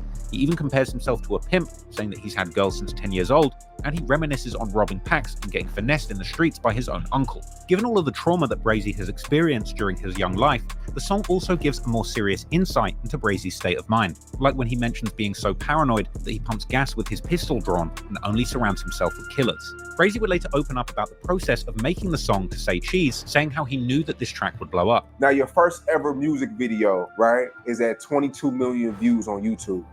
Yeah. You don't ever see that happen. Like, that is like unheard of. Yeah. Speak on that. Like, you're in the studio, you're recording this record. Are you knowing that this is the record, or you just doing you? Nah, I'm knowing that's it for real. Like, Ben had that like, and I was at a mass camp with Jefferson. That when I was locked up in the cell. My dad, you know, me and my dad, we slept in the same cell, you feel me? So it was like, we was in that, you just running to me like, man, Lil, you gotta rap me out this. You got it, like, you gotta rap me out this, like, get out there and do it. I used to just, I really did this for my daddy, you know, like Big Dude, Bird, you know, Joel, you know, my main man, you know, like them. So I really drove it, Big Aunt, I got in my ill real telling me to run it, so I hopped on that type time. He would also explain how shooting the music video in Mobile had felt risky for him, noting how he had his head on a swivel the entire time shooting it, which can indeed even be seen in the video with Brazy's gaze often momentarily panning past the camera, just checking out what's going on in the background. My grump had goddamn, like, really paid for the video. He was like, man, you gotta go and do this. So I was like, man, I ain't trying to shoot no video on Mobile, man, you know I got smoke. Like, man, that them finna do it. So, you know, my grump paid for the video and it just put up. You know, we just shot that like right then and now, cause I already had dropped the song, got shot up. And we just rent that like straight out the top, like whatever happened, everything on that real, when nothing made up, like they rented. I'm watching it around the whole video though. I'm really paranoid. Like, I'm watching everything. I'm thinking it's about to go down for real. Around the time of dropping Freestyle, Brazy was also seemingly close with other up-and-coming rappers from Mobile, like No Cap, who he would later post a pic with a few weeks later. Unfortunately, Brazy was still taking a huge risk just staying in Mobile, and already the next month in early July, he would apparently get shot again, this time in the leg, with Brazy posting a video of himself laying on the couch with a new bandage around his ankle, whilst he would casually freestyle about how he kept getting shot. I do this out the head, niggas signed me all up in my leg, but before that, they hit me up in my back and up in my head, but instead, I'm still living and these want me dead. In the comments, someone would ask Brazy why his leg was taped up with electrical tape, to which Brazy would reply, saying that the shooting had just happened 15 minutes ago. Later that day, he would do another post, now having a full cast on his left leg, together with a message taunting his ops, who had once again failed to take him out. And the next day, he would once again post a cryptic message where he would accuse his own family of setting him up, saying it's going to be somebody around him who gets him killed, and that he's at war with both the ops and the cops, and claiming not to respect the older OGs in his city. Then, the next month, things would just keep getting worse, as Brazy would post how someone had shot up his mother's house, as well as hitting his brother and his cousin, with Brazy saying, Man, y'all get in the comments and let me know. Would y'all be able to live like how Brazy was living, like knowing that, bro, you got ops, these mother, like you can't go nowhere. You gotta constantly look over your back. Like, bro, like I done been in situations where it was smoke before. And I'm talking about, you know, it was situations, but it was one particular time where it was real smoke. And it had me like paranoid where like even walking to the store was taking the risk. And the smoke didn't last that long. It only lasted for 3 days. But those 3 days was the most paranoid time of my life. Just imagine HoneyKomb Brazy going through this for years, man. Like, this shit crazy, bro. Like, I can't see how you do it. Honestly, I can't see how you do it. He's saying that all of this had been done for a big rap, clearly insinuating that Southall shooters had once again done another hit. Clearly a lot was happening behind the scenes in Brazy's life, and his beef in the streets was seemingly also affecting his connections in the Mobile rap scene, as the next day, Brazy would post how he couldn't work with certain local rappers anymore due to their connections to Southall and his crew, mocking them for running with rats and respecting the police. And then, already the next day, Brazy was seemingly locked up once again, likely on a probation violation, as he would post how he would have to serve another 90 days. Unfortunately, this 90 days would ultimately turn into over a year, perhaps due to the incident involving Famgoon member Dookie Wild. Oh, no. See, that what you talking about. That was behind Dookie Wild. That was behind Dookie Wild. That what you talking about. That last time I was locked up, I had got an extra year behind that. Yeah, some took his phone and stabbed him, you know, took his store and sent him to the hospital. All type of shit going on with him. And, you know, I went off. I stabbed up about him. Yeah, that when I got an extra year. Yeah. But ultimately, nothing could stop the motion that Brazy's debut freestyle was picking up. And eventually, rap fans everywhere would get to know the artist named HoneyKomb Brazy and the wild and dangerous story behind his music career. I'm gonna be gangster with y'all, man. I think what's saving HoneyKomb Brazy life is him going to jail. I honestly feel that. I think that Brazy going to jail is what's keeping him alive. And that's a messed up it to say. But I honestly believe that. Especially around that time when he was deep in the streets, where he still is. But, you know, when it was smoke and the biggest rat in the city had some bricks on his head, like, I think that's what was saving his life. Him going to jail, bro. And that's what saved a lot of people's life. Them going to jail. Because if they didn't catch that time constantly, or however long they did, 9 times out of 10, they probably be somewhere else. Like, you heard what he said when he took that charge for his best friend. His best friend supposed to went to jail that day, but he took the charge for him and he died that day. If he would have never took the charge for his best friend would have been in jail and he would have lived. That's crazy, bro. So sometimes jail be a good thing for some of these people that be constantly in the streets going through it.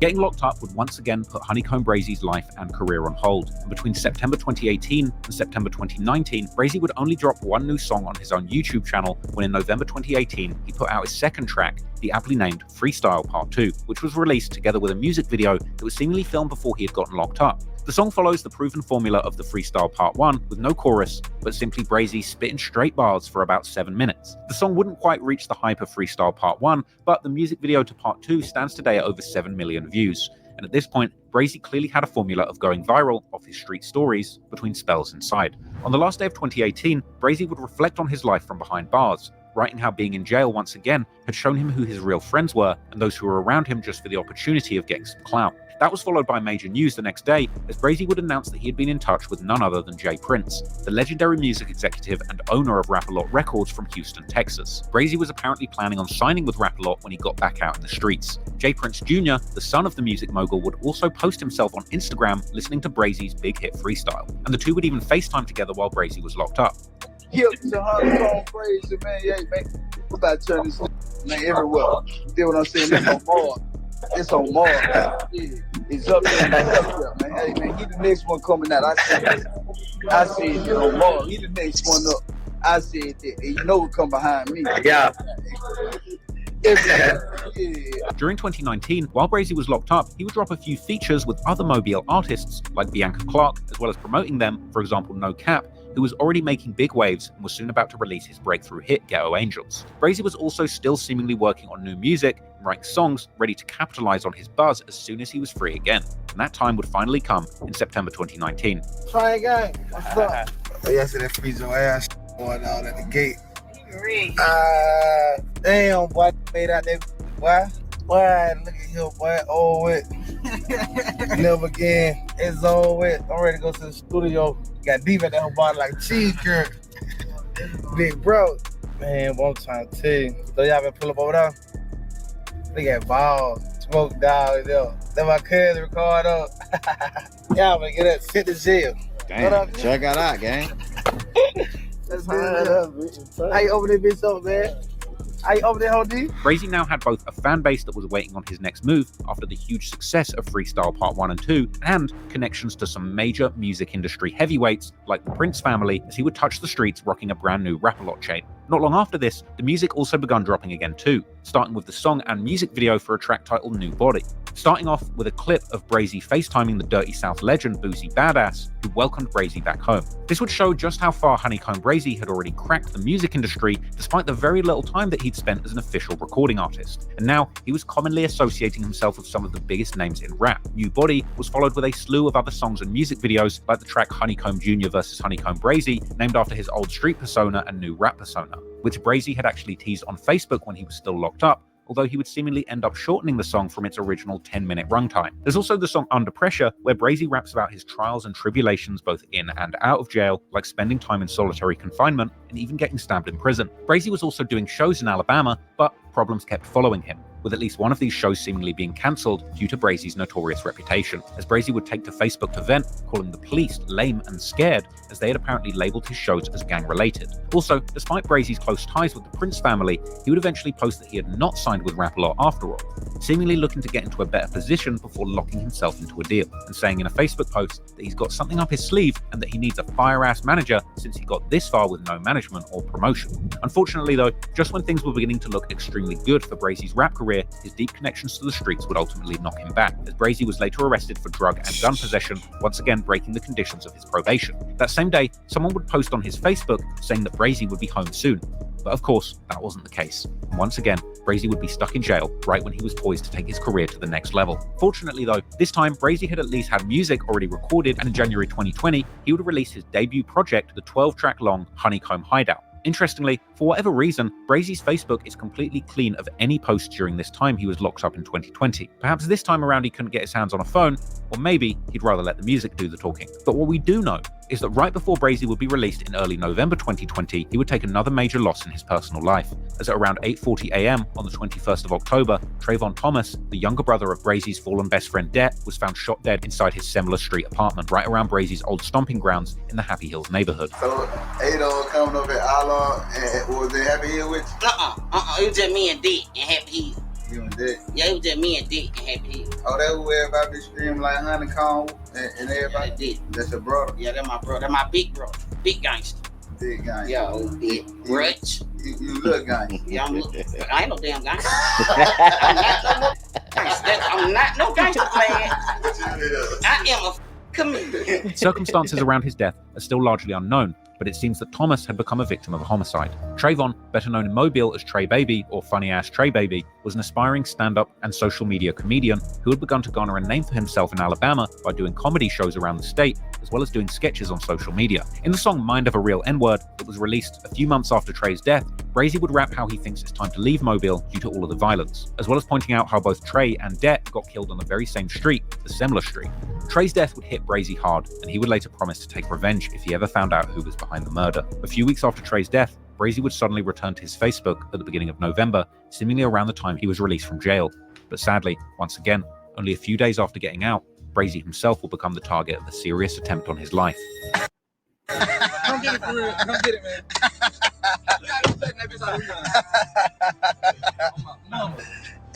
Don't pump the bacon. That way. On the 10th of November, Brazy and his crew were in Montgomery, Alabama, when Brazy would go live on Instagram in good spirits. Unaware that history was about to repeat itself, as it turned out, the people who had recently shot him 8 times were just released from jail. They would allegedly attempt to take him out again in a shooting that was caught on both surveillance video and social media videos. By some miracle, Brazy would survive the ambush without even getting hit, and already that same night, he would post on Facebook, seemingly directly taunting Southall by telling him to get his money back because the hit that he had ordered had failed. Then, 5 days later, Brazy would drop his first single since getting out, the self-titled track called HoneyKomb Brazy, along with a music video that starts with a clip from the live when the gunman opened fire. Only about a week after that, Say Cheese would put out their interview with Brazy, where he would open up about the shooting, explaining how he had been at the spot for about an hour getting haircuts with his team before going on live for about 10 minutes when someone opened fire at them. Like, do y'all see the pattern? Like, right before Brazy finna drop a tape, he go to jail. And then when he get out of jail, he gets shot or he gets shot at. Less than months. Like, this happens every time he ever dropped the tape, project, whatever the case may be. This happened every time he get out of jail. Like, this is crazy to me. And he haven't switched it up yet.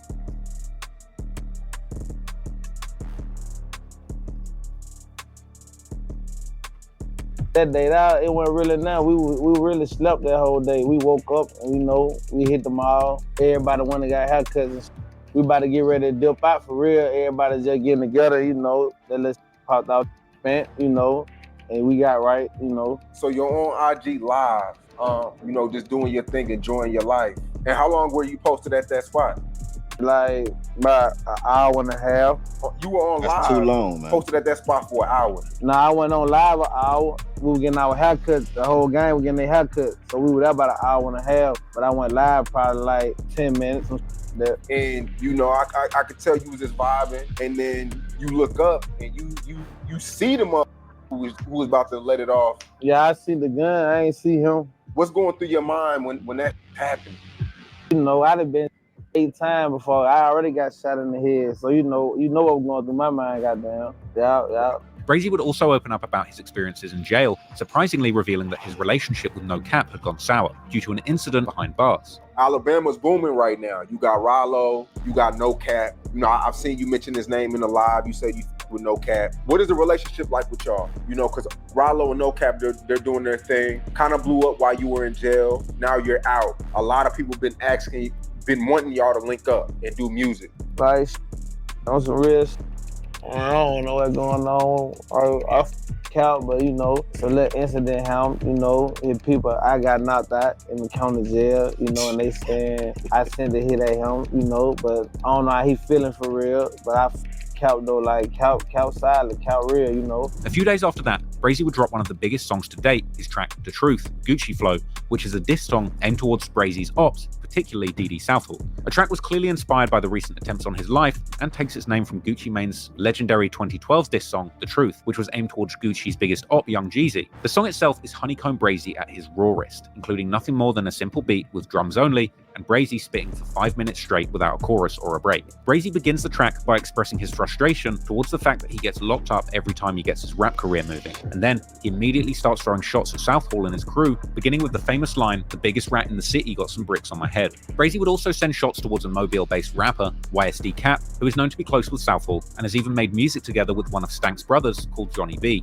who Brazy even mentions in his old True Story jail freestyle that he recorded after killing Stank in 2016, where he mentions how he used to be so close with Stank's brothers like Johnny that they had even slept in the same bed together. Brazy would also mention how Southall's shooters shot up his mother's house while his sister was inside, with his mother counting 20 bullet holes, and explaining how he's been fantasizing about catching and killing the perpetrators. Unfortunately, it seems at this point death was truly surrounding Brazy and the people close to him, and already the next month in December, he would lose yet another person close to him. Takia Daniels, better known as Big Ty, was a member of Brazy's RN4L crew.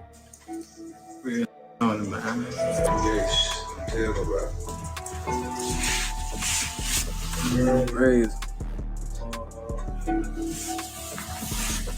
I'm so good, little bro got me so good. My mama. On the 1st of December, Ty was at a BP gas station in Fairfield, Alabama, when he was shot and killed by another male, DeAndre Carruthers, who was arrested soon after the murder. The motive for the murder has never been released to the public, but the following day, Brazy would post a tribute to his fallen friend. Despite his issues in the streets, Brazy was making some serious moves in the rap game, dropping numerous music videos in just a few months' time that all have garnered millions of views. Already in December, he would post how he had bought a $300,000 house for his mother after having only been out of jail for a month, specifically highlighting how he had done it all without a record deal. Brazy was becoming the most buzzing rapper out of Alabama, and it wouldn't take long for him to end up being compared to some of the greats, commonly gaining comparisons with one of the most influential rappers of recent decades, Gucci Mane, which is not just because of their similar appearance, but also more importantly due to Brazy's undeniable ability to drop street anthem after street anthem, which kind of resembles the same run that Gucci Mane had back in the late 2000s when he played a key role in popularizing the trap music sound that went on to define the Atlanta rap scene as well as rap music in general to this day. But moreover, both Gucci and Brazy are known for their notoriety in the streets and having the image that they've really lived what they rap about.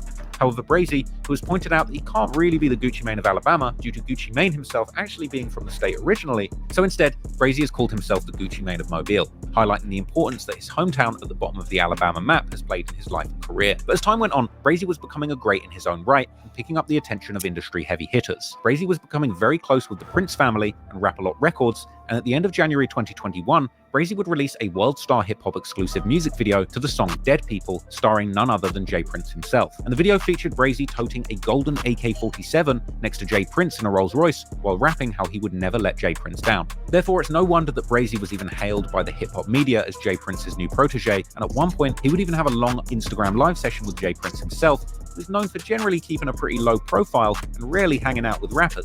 In the video, we could see Brazy rocking a brand new Mob Ties chain and showing fans just how close his personal relationship was with Jay Prince. Big homie like this Brazy.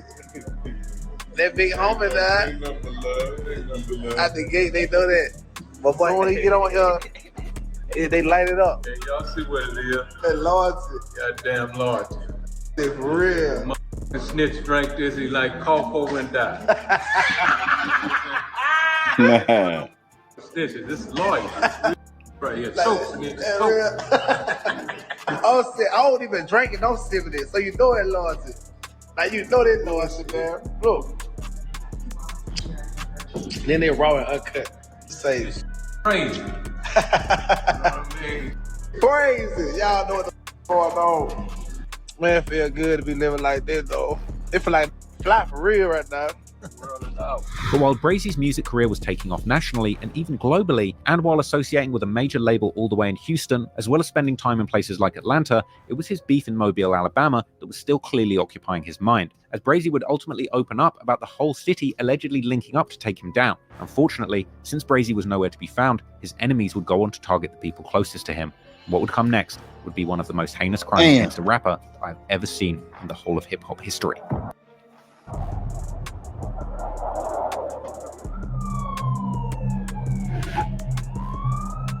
By 2021, HoneyKomb Brazy was one of the most notorious figures in the streets of Alabama. His iconic freestyle was picking up steam, having racked up 24 million views by January the 15th, 2021, and the December 2020 assassination attempt on him was still going viral. And his newest song, Brazy, released in January 2021, was getting mainstream acclaim, receiving a Billboard article shouting it out, proving HoneyKomb Brazy was taking steps towards cracking the industry. However, unfortunately, in the streets, he was even more infamous, and those people who had been trying to kill him for years now were getting frustrated, and unable to find HoneyKomb himself, they would resort to attacking his family to send a message, and what happened next would go down as one of the most brutal instances of violence I have ever covered.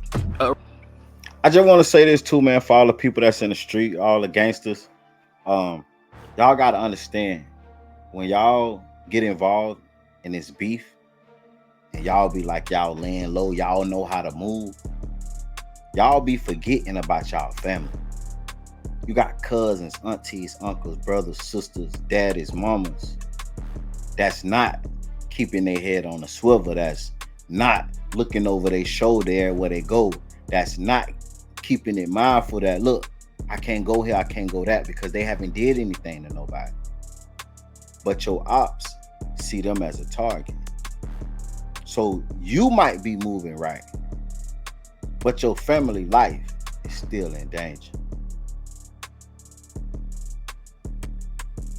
At around 6 p.m. on February the 17th, 2021, a group of armed assailants would pull up to the Happy Hill neighborhood, driving up to the 700 block of Dr. Thomas Avenue North, stopping at the Lewis household, the very same house where HoneyKomb Brazy had grown up most of his childhood. And this is also where his grandparents from his mother's side, Tony and Layla Lewis, still resided. There, this crew of shooters would begin firing into the house indiscriminately, with the neighbors later recalling hearing as many as 100 shots fired. And firing 100 rounds indiscriminately into an occupied home is bad enough already, but what came next shocked everyone. Because then, the residents of Happy Hill would hear a large explosion, after which the Lewis residence would be seen engulfed in flames. And in the immediate aftermath, one of the witnesses would record the burning house, streaming the chilling scene on Facebook Live for the whole world to see. One lady, allegedly Brazy's mother, could be seen screaming in shock and repeating the phrase, "Lord, why?" over and over again.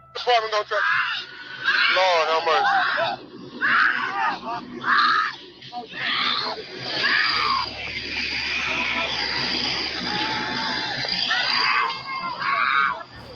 Lord, no. Lord, no. Lord, have mercy.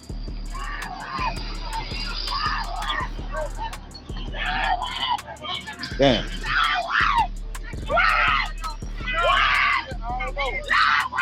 Man, I heard the boom. I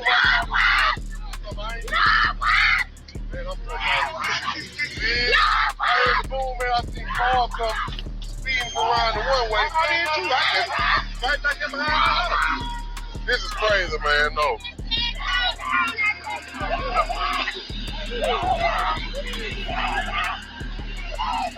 That's messed up, man.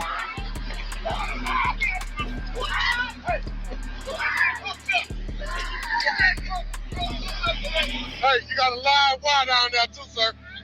A live wire.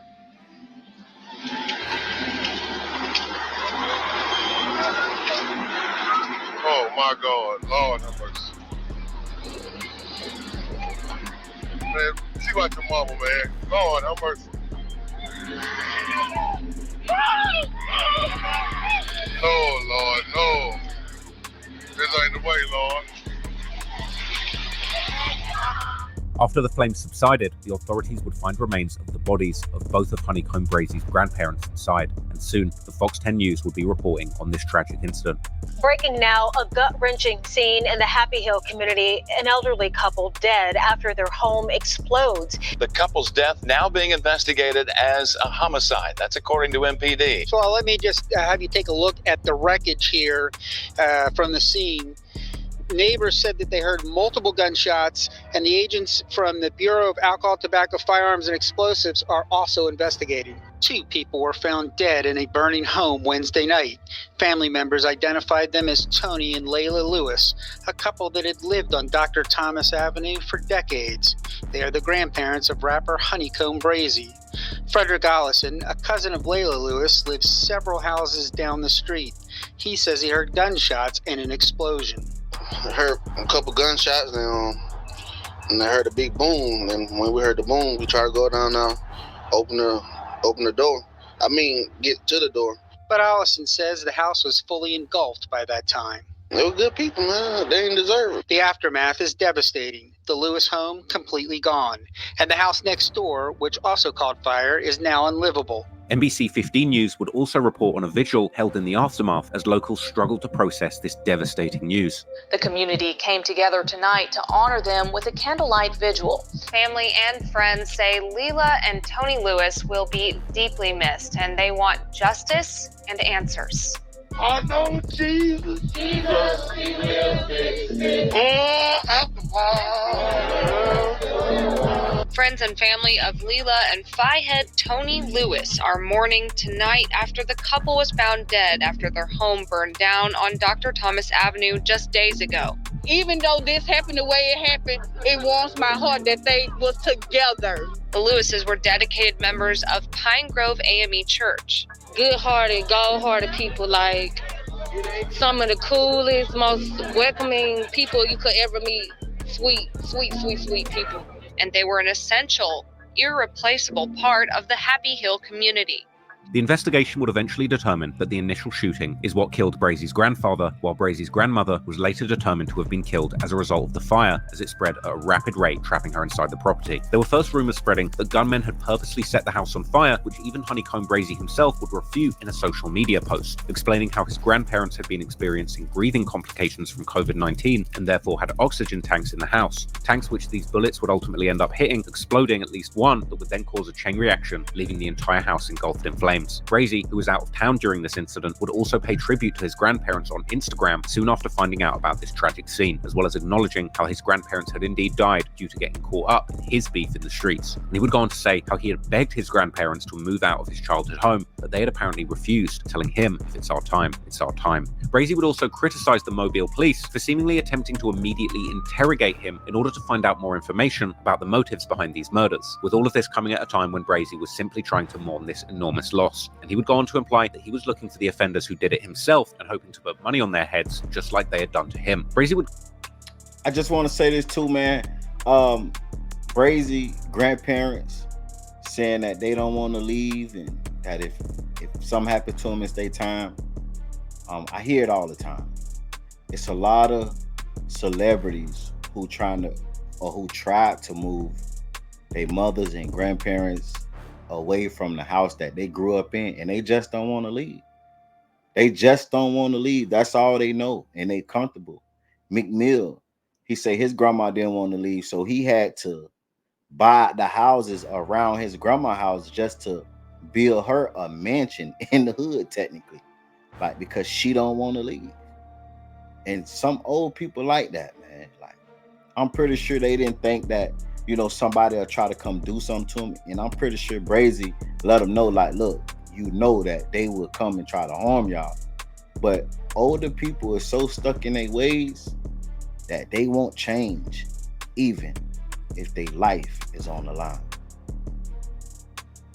He would go on to make another post saying that he hadn't eaten or slept since getting the tragic news, also commenting on fans who were seemingly telling him to give his ops a taste of their own medicine and kill their families, with Brazy saying that unlike his enemies, he could never do anything to innocent people like the elderly or children. A few weeks after the tragic events, Brazy's grandparents were laid to rest, and footage from the funeral service was shared on social media, showing Brazy with his family and his RN4L partners, as well as his industry friends like Baton Rouge rapper Tech, wearing all white, while traveling to the cemetery in a large convoy where Brazy and his friends would carry the caskets to their final resting place. Trap had the music playing like it was finna be a shootout or something. I'm finna say. Tech would later describe the funeral during an interview, explaining how Brazy's grandparents had been superstars in their neighborhood. You did go to Brazy's grandparents' funeral, and when I went back and I watched, man, how many cars was that? Like, it was a lot of cars. He liked the whole Mobile, more people. Yeah, you didn't think that many people was in Mobile. Yeah, but his family, like his grandpa and grandmother, like they, like neighborhood superstars out there too. You know what I'm saying? Like they had so much love that I seen out there that wasn't even their family. Like after the funeral, they had a little block party in their projects and shit. And it was so many motherfuckers out there. Like the whole was packed.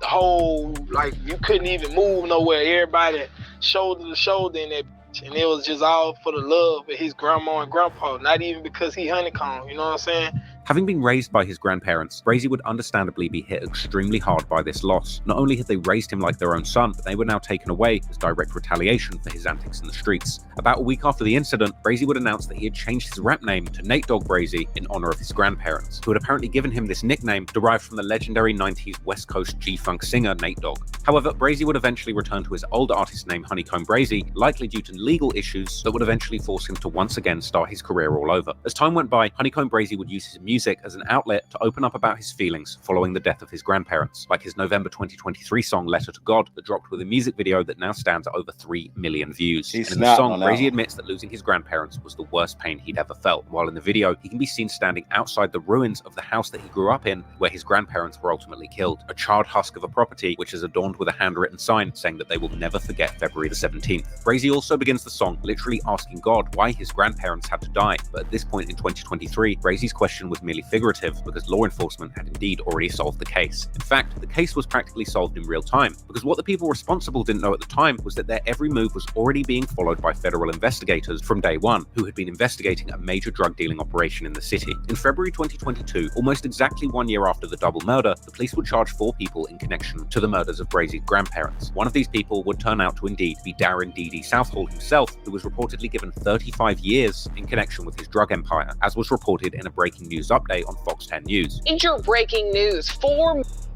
And before we get into the clip, man, I just want to say this, man. I hate that the feds have this protocol where they could know a crime is finna be committed and they let it happen because they be so worried about not moving in until they get what they want and what they looking for. So they already knew that this was finna take place from wiretap. They just didn't move in until after it happened and arrested the folk. That's crazy, man. Like, that's crazy, bro. 4 men now named in the murder and the deaths of rapper HoneyKomb Brazy's grandparents last year, a year and a day after the crime. One of those men is Darren Southall, who admitted to running a large-scale drug operation along the Gulf Coast. A federal judge earlier today sentencing him to 35 years in prison in the case. Darren Southall may be spending more than 3 decades behind bars on that federal drug charge, but his legal problems, well, they're just starting. Now, earlier today, as you mentioned, he was sentenced on that drug case. Southall is also charged today with the murder of Tony and Leila Lewis. 3 alleged accomplices also facing murder charges. They are Terrence Watkins, Jamarcus Chambers, and a 4th man who has not been identified. The killings occurred in February 2021 when gunmen fired repeatedly into the victim's home on Dr. Thomas Drive in the Happy Hill community. An ensuing explosion and fire burned down the home and a next-door house. Mobile County Assistant District Attorney Lewis Walker says he can't go into details about the allegations at this time, but says that the charges represent a major breakthrough. We're very grateful at the District Attorney's Office to be able to, at this point, make and approve charges and to, in light of the Mobile Police Department's hard work and investigation, to hold those responsible for this double murder to be held responsible under the law.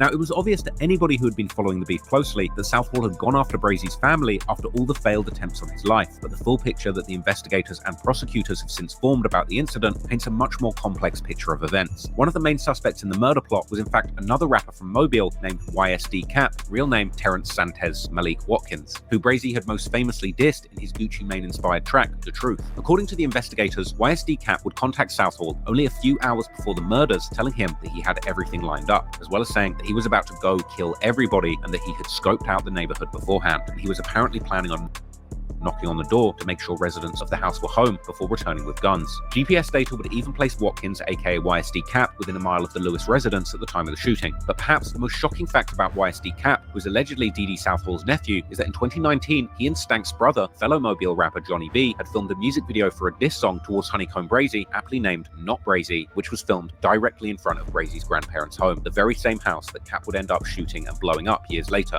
And in several parts of this video, HoneyKomb Brazy's grandfather can even be seen walking on the porch of the house, likely concerned about this weird activity taking place in front of his home. I mean, really think about this for a second. Cap filmed this video in front of the house he would later blow up, and in the video, he included the very man that he would kill in that house. Now, if this isn't the ultimate self-incrimination, I don't know what is. But the beef between YSD Cap and HoneyKomb Brazy has a long history far beyond what the fans could ever know. The beef likely began after the choosing of sides that followed the death of Stank, with Cap, who also hails from Happy Hill, choosing the side of Stank's family, including D.D. Southall, who he would eventually also begin to work for as a large-scale drug dealer as part of Southall's massive dope stealing operation. In his 2019 music video for the song Talkin' Bout, Cap can even be seen posting up with Southall, which viewers would also note, commenting that this is his uncle that put money on HoneyKomb Brazy's head. Southall and Cap can also be seen together in many social media posts. Cap can be seen at Stank's gravesite together with Johnny B in several music videos, including for a song that was named after Stank's other nickname, Gunna, a track called Gunna Street Dreamer. And in the music video for a song called Still My Dog, Cap can be seen with Stank's family members singing Happy Birthday Day on Stank, aka Gunner's birthday, with the video also showing family members wearing custom tribute shirts for Stank. However, the beef has much more layers than just the death of Stank, as it also likely relates to Stank's brother, Johnny B, who raps together with Cap on the Brazy diss song, Not Brazy. Johnny B himself has dissed HoneyKomb Brazy numerous times on social media following Stank's death. For example, when someone close to Brazy was killed, Johnny would seemingly imply how it made him smile, knowing that he died the same way as Stank. Then, a few months before YSD Cap and Johnny would drop their song dissing HoneyKomb Brazy, Johnny would seemingly describe the music video shoot, referring to the fact that they shot part of the video in front of Brazy's grandparents' house, even saying that next time they're going to shoot a video in front of Brazy's mother's house. Now, this post sounds particularly ominous, given the fact that Brazy's mother's house had also been shot up at least once, as Brazy would mention in a 2018 Facebook post. And more unfortunately, her home would be shot up many more times afterwards, as she would tell NBC 15 News in 2021 after the murder of Brazy's grandparents.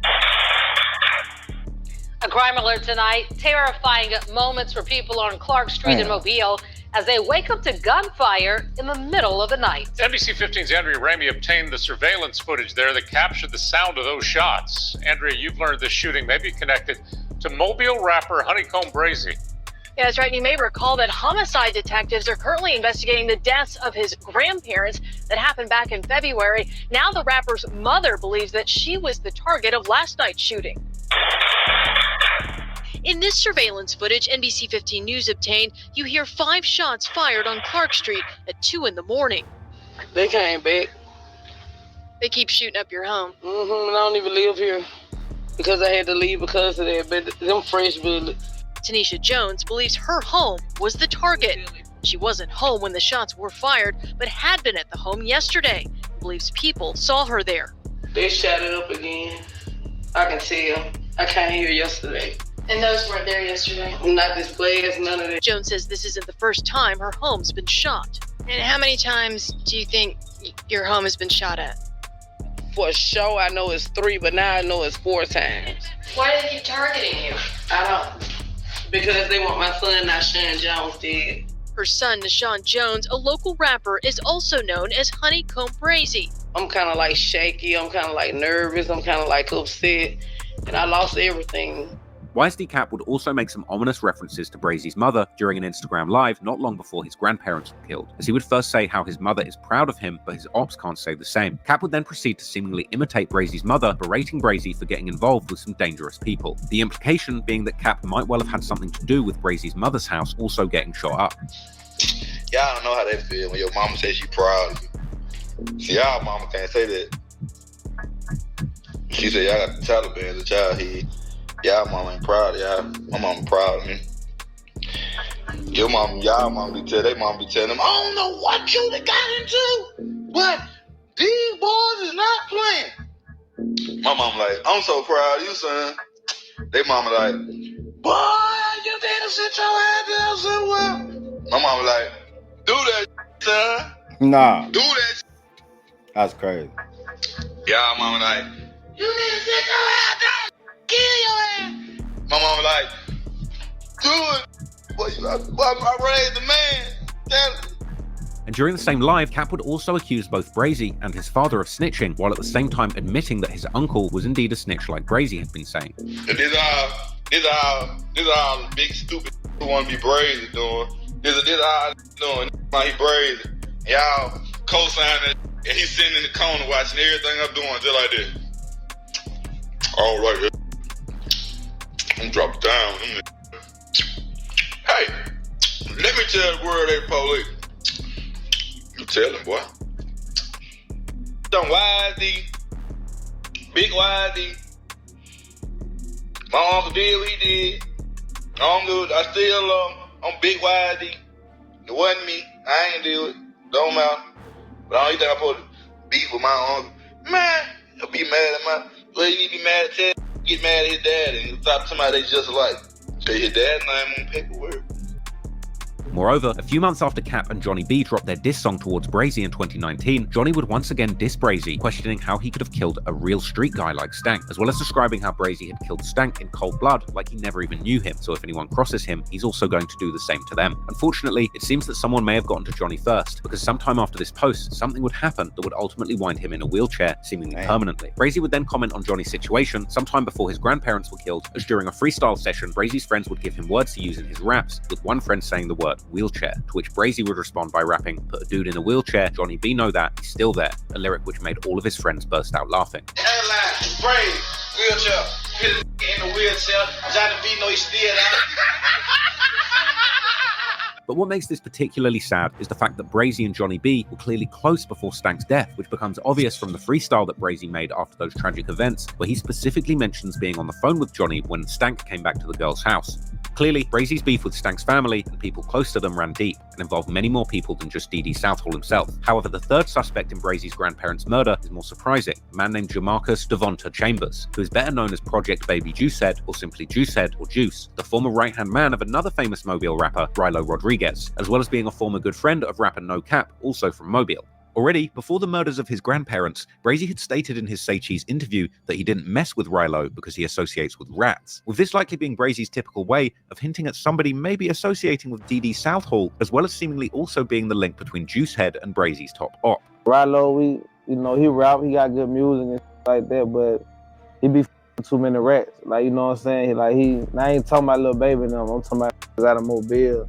Like, all them friends, so I don't really too tough be kicking Rilo like that, but he alright, but now he's tripping though. Juicehead, who was allegedly the driver on the hit, has a controversial past from allegedly turning on No Cap in his beef with Lil Baby's 4PF crew, to becoming known amongst Mobile rap fans for popping ungodly amounts of prescription painkillers during his IG lives. Juicehead was also part of Southall's drug operation, for which he would eventually receive over a 10-year sentence in 2022. However, Juicehead's relationship with Southall was seemingly not on the best terms, as court documents would show how law enforcement actually made contact with him during their investigation into Southall's operation in late 2020, a few months before the murder of Brazy's grandparents, warning him that Southall may be planning on killing him due to some stolen drug profits. However, this is where things would get murky, as Juicehead would then allegedly inform Southall about his contact with law enforcement. And what makes this sequence of events particularly confusing is the fact that even with the knowledge that they were being investigated by the feds, both Southall and Juicehead would then not only continue running their drug dealing operation, but they would then plan and execute the murder of Brazy's grandparents, knowing the cops were watching them. Yet things would get even more strange after the murders, as a message allegedly sent by Juicehead to HoneyKomb Brazy would begin to spread online. In the alleged message, Juicehead would absurdly apologize to Brazy for taking part in the murders of his grandparents, essentially saying, "Sorry about killing your grandparents, I just want..." He said, I would have never went against you. I was just chasing that money.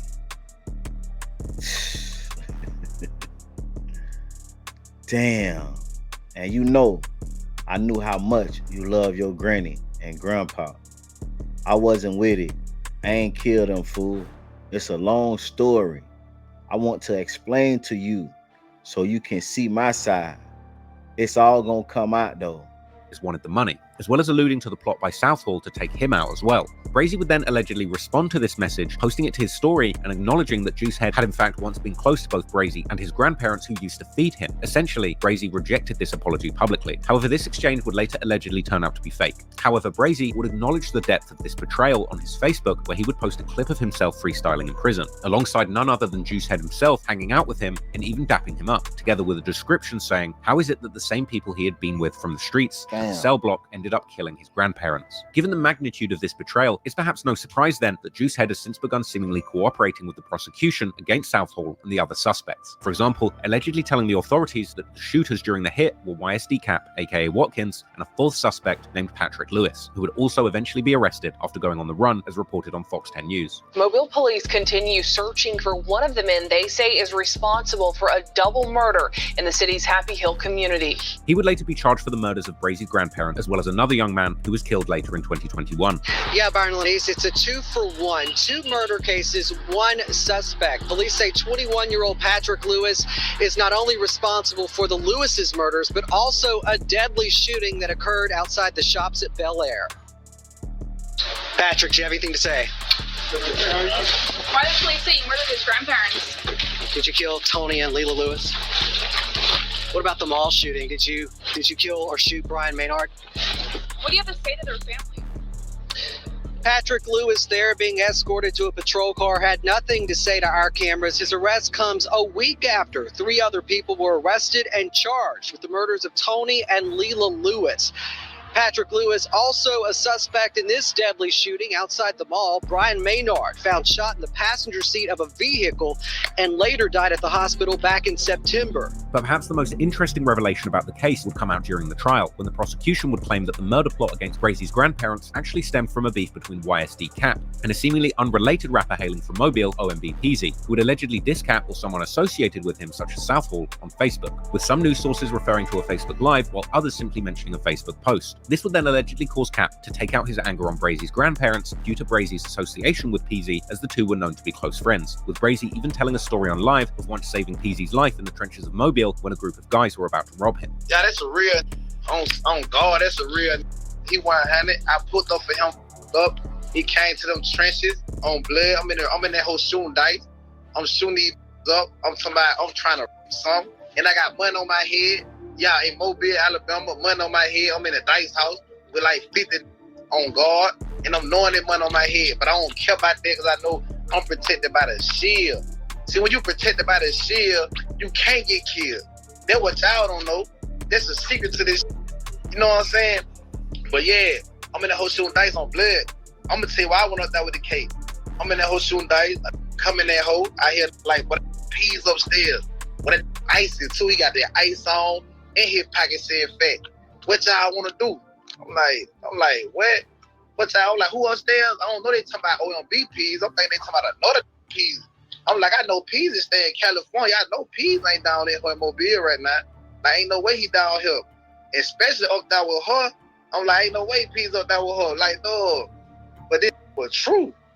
You hear me? So I come, I'm like, no, that my dog. Ain't nobody finna with Peas. I grabbed the stick in my Glock.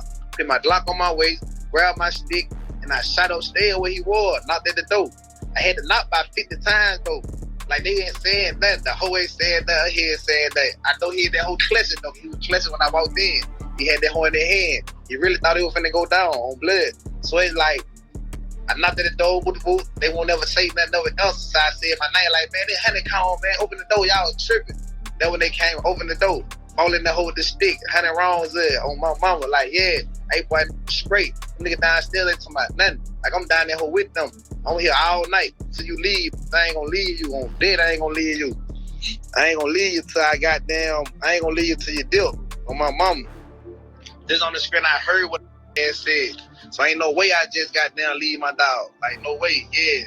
On my soul. Without knowing more specifically what exactly took place, it's hard to imagine how Peasy's Facebook activity could trigger a murder plot towards Brazy's grandparents, which is why many fans have found this part of the story particularly confusing. Likely this is really a matter of what the mobile police and prosecutor are able to prove with their limited evidence received from the feds, with the information they have likely not covering the years of bad blood and violent encounters between Brazy and Southall's crew, which we've broken down in this video. With Peasy's Facebook activity at the time and Cap's reaction to that activity perhaps simply coinciding with the events that would have unfolded anyway due to this ongoing beef. But whatever the case may be, it appeared that at least for the time being, the years-long war between Southall and HoneyKomb Brazy had finally come to an end.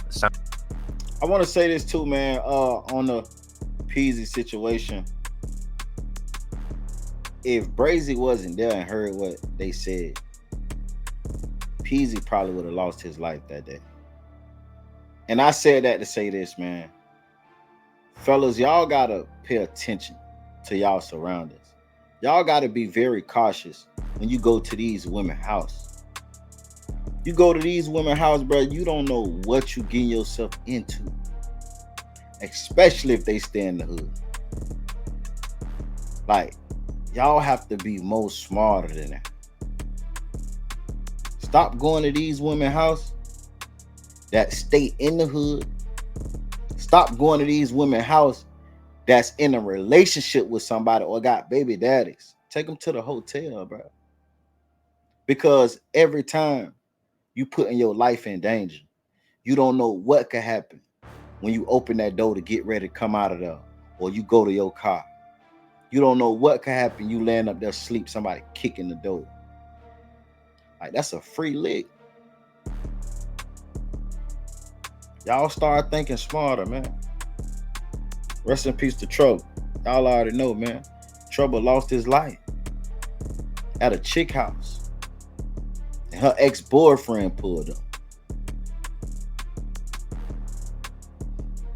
Southall and his main associates will ultimately end up spending years, and in Southall's case, decades behind bars on the drug dealing charges alone, with those sentences likely being a drop in the ocean compared to the sentences that await them if they're found guilty on the double murder charges of Brazy's grandparents. However, while Brazy's biggest ops would finally be off the streets of Mobile, his second biggest enemies, the Mobile police, were once again right on his heels. And only a few months after the tragic death of his grandparents, Brazy would once again find himself inside Alabama's most notorious correctional system.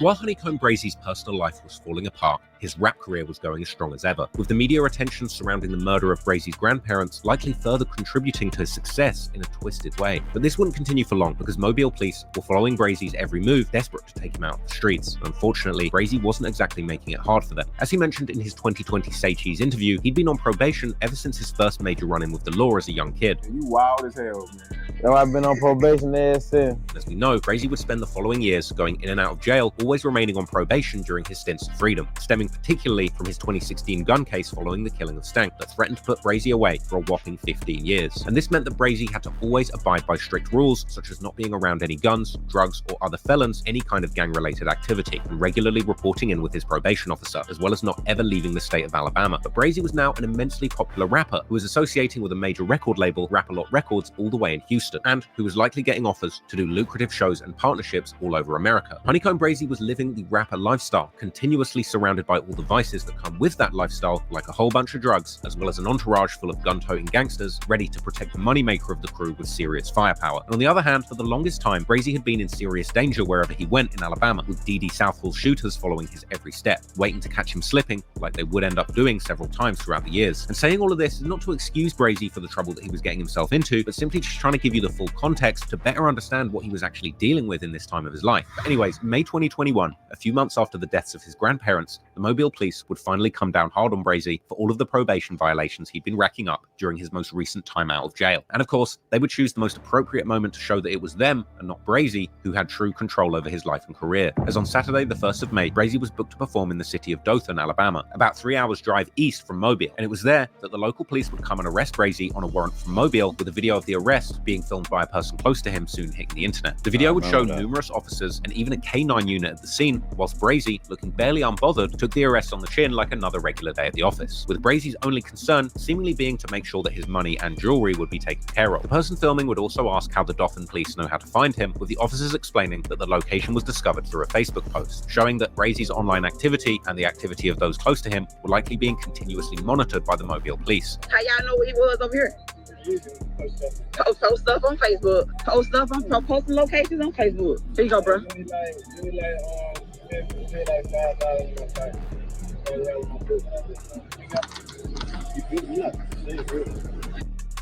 Hey man, y'all be thinking it's a game. Y'all be thinking it's a game, and we constantly be saying, bro, listen, the police is monitoring everything you do on social media, and you still have people that be out here posting crazy it on social media, trapping on social media, like y'all don't think that they see this shit. They tracked him down from his Facebook. Every time he posts, they seeing where it hit off in the tower. Like, y'all gotta be smarter than that. But at the same time, in his situation, he know he wasn't doing nothing. You feel me? Like, he didn't know that, you know, that they was coming to get him for all these violations while he was on probation. But I'm just talking about the mind of an average criminal that's on social media constantly posting, or somebody that's trapping on social media. Like, they see that shit, man. Y'all make sure y'all hit that like button and subscribe to the channel, man. But watch the chain. Can't do his show tonight. Following Brazy's arrest, the local news were quick to report on it, highlighting his lengthy criminal record and the tragedy of his grandparents' murders that had put him on their radar, with their emphasis seemingly being on the fact that Brazy's crazy lifestyle had likely caused the attack on his loved ones. Brazy back in jail. The arrest stopping him from taking the stage at Cloud Ultra Lounge in Dothan, where according to Eventbrite, he was supposed to perform from 7 to 11 Saturday. Brazy's cousin took his place for him that night, according to posts from the two on Instagram. Jail records indicate warrants warrants were out for Brazy on illegal firearm and marijuana possession charges. Those charges are related to a recent grand jury indictment. Brazy's criminal history in Mobile dates all the way back to 2010. You may remember in February, his grandparents, Leila and Tony Lewis, were found dead after a house fire in the Happy Hills neighborhood. Police say someone shot into the home and ultimately ruled their deaths a homicide. Brazy admitted his lifestyle played a role in that. Unfortunately, Alabama is one of the 8 states in the US that requires people accessing public records to actually be residents of that state. So we couldn't get our hands on Brazy's full paperwork, but according to news reports, this time around, the Mobile law enforcement had been gathering a long list of violations that Brazy had been engaging in, including failing to report his probation officer, traveling outside Alabama numerous times without permission, and other more serious offenses, one of these absurdly being the fact that Brazy had been the target of an assassination attempt soon after being released from jail last time around, during which his partners returned fire against the assailants that were trying to kill Brazy. WKRG News 5's Nicolette Schleisman sat down with Public Safety Director Lawrence Batiste to talk about his lengthy rap sheet. She's live here to tell us about this latest arrest. Well, Devin, Peter, police say that the rapper, whose real name is Nashawn Jones, could face even more charges. He doesn't have a problem posting some of his activities that he's involved in. Jones was arrested on Sunday in Dothan on warrants to revoke his probation. He's bragging about being in possession of firearms. He is basically traveling maybe outside of the boundaries of what his probation will allow him to do, maybe not checking in with his probation officer in the manner which he should be doing. He was arrested back in 2016 for gun charges. As part of his probation, he cannot be around drugs, guns, certain people, and habits. Court documents detail the violations, including his connection to a shooting. Video of that incident was posted to social media. This reportedly happened 5 days after Jones was released from prison. Court documents also detail another video posted to YouTube, which appears to show Jones holding at least one gun in February of this year. His actions and his behavior, the things that occur when he's present, oftentimes associate indiscriminate shooting either at him or him shooting at other people indiscriminately, places our community at risk. Imagine getting locked up because someone tried to kill you.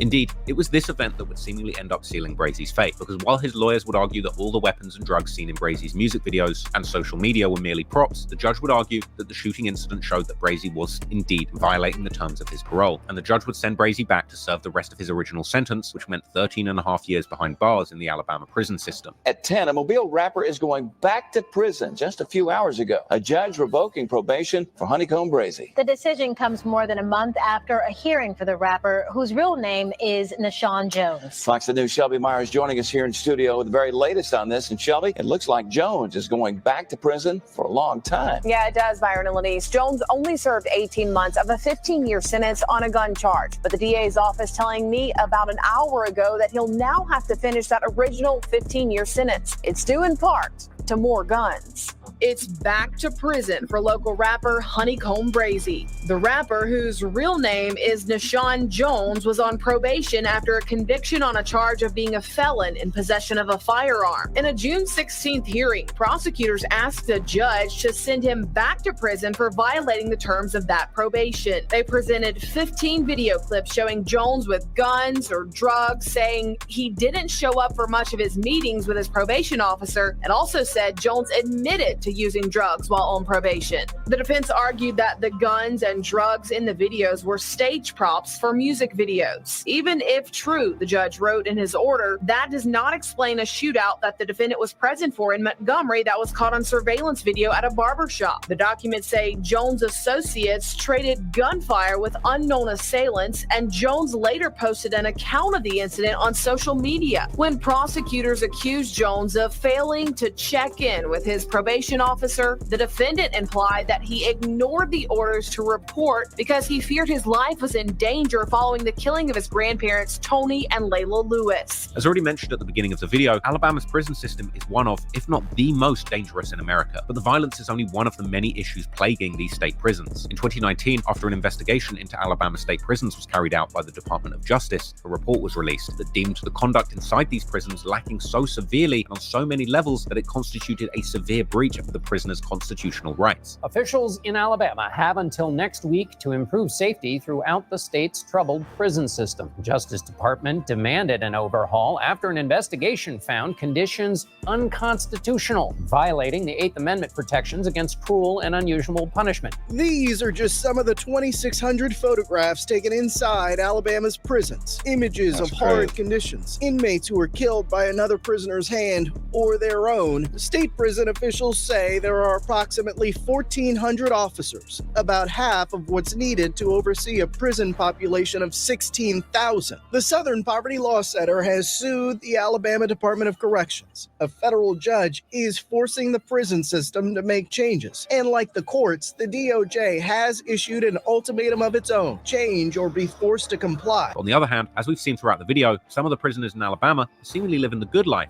Relatively speaking, of course, with some convicts there eating restaurant-quality meals, as well as smoking that good and sipping the finest codeine concoctions, all while dripped out in the latest designer fashion from the comfort of their cell. However, the other side of that is, of course, the deeply entrenched corruption that allows the prisoners with money to get their hands on pretty much anything they desire behind the wall. Local news has reported how numerous correctional officers have been arrested for committing crimes such as smuggling narcotics and weapons inside. And while it's often money that drives that corruption, there's also other components, with one of these being the centuries-long culture of white supremacy and racism that arguably still permeate many aspects of life in Alabama, but particularly the prison system. Now, things might have been alright for HoneyKomb Brazy while he was still mainly just a street dude with some money and a father who was well known and respected within the prison system, but now Brazy had become an Alabama icon and was truly a famous rapper in his city, which meant that the corruption that was once seemingly serving him relatively well was now turning against him, as the prison staff were likely looking to show him, while on the outside he might be somebody special, inside the prison walls, it was them that had all the power. Moreover, Brazy was not just in any prison, but arguably in one of the worst, the infamous Limestone Correctional Facility, which is the largest of the 5 maximum security prisons in the state. HoneyKomb Brazy, whose real name is Nashawn Jones, is locked up in the penitentiary tonight. He's serving time in the Limestone Correctional Center on a gun charge. This is his most recent prison mugshot. He's been in and out of jail or prison for most of his adult life. In May, Jones was booked in Metro for violating his probation stemming from a shootout the rapper was involved in just days before his grandparents' murder. And according to an outcry by a former correctional officer from Limestone in 2022, the prison had gotten completely out of control during the preceding years. We begin with the 13-year veteran of the Alabama Department of Corrections breaking his silence. The officer resigning from a career he used to be proud of, but not anymore. The state's largest prison is in crisis. Critical staffing problems, security lapses, and violence and death on the rise. That officer, now former officer, walking away, said he couldn't stand by any longer watching this crisis firsthand inside this prison. And he says the mistreatment of inmates and those officers tonight. He says our reporting through sources on the inside is just the tip of the iceberg, and things are continuing to get worse, to the point that he walked away without the other job offer. DOC right now has done really nothing because everybody's in shock, man. They don't know what to do. They can't pay people enough money to come into the prison. They can't pay them enough to stay in the prison. They don't have any people. Should have already issued an order and brought the National Guard in. He says he ain't leave because he felt sorry for them inmates. That motherfucker left because he know that they was finna crack down and a lot of stuff finna be revealed and a lot of people was finna get in trouble. So he did the smart thing and got the hell up out of there. Says he knows that things can be run right here at Limestone. He was here for years while they were operating normally, and he says in the last couple of years everything has changed and he did not see any hope in the future if he would have stayed. And after landing at Limestone in late 2021, Brazy too would take to his social media to raise alarm about his treatment inside, claiming in an Instagram post that he actually feared for his life and had been subject to many forms of abuse and racial hatred, even saying that he believed the correctional officers there might end up killing him and that he was ready to crash out on them. And just when it looked like things couldn't be getting worse for him, another major tragedy would strike as his little brother, Lil Brazy, real name Lamyron Vale, or just Myron, who can be seen hanging out in the back of Brazy's 2022 Say Cheese interview, would tragically lose a battle against cancer, passing away in early 2022, being laid to rest in a ceremony attended and posted by his closest family. Like Brazy, Lamyron had been in trouble with the law since a young age, with footage of one of his arrests circulating online. Why did I like I said? You love your mother. What happened yesterday? Did you shoot him? I didn't shoot nobody. Who shot him? Who shot him? You don't know? Were you there? Anything else you want to say to your family? He had also been fighting cancer for several years, as can be seen from a video that Brazy would shoot in the aftermath of the failed attempt on his life in November 2020, where his brother had actually been one of the people in his entourage who fearlessly jumped out the car and shot back despite his poor health. You got what you say, man?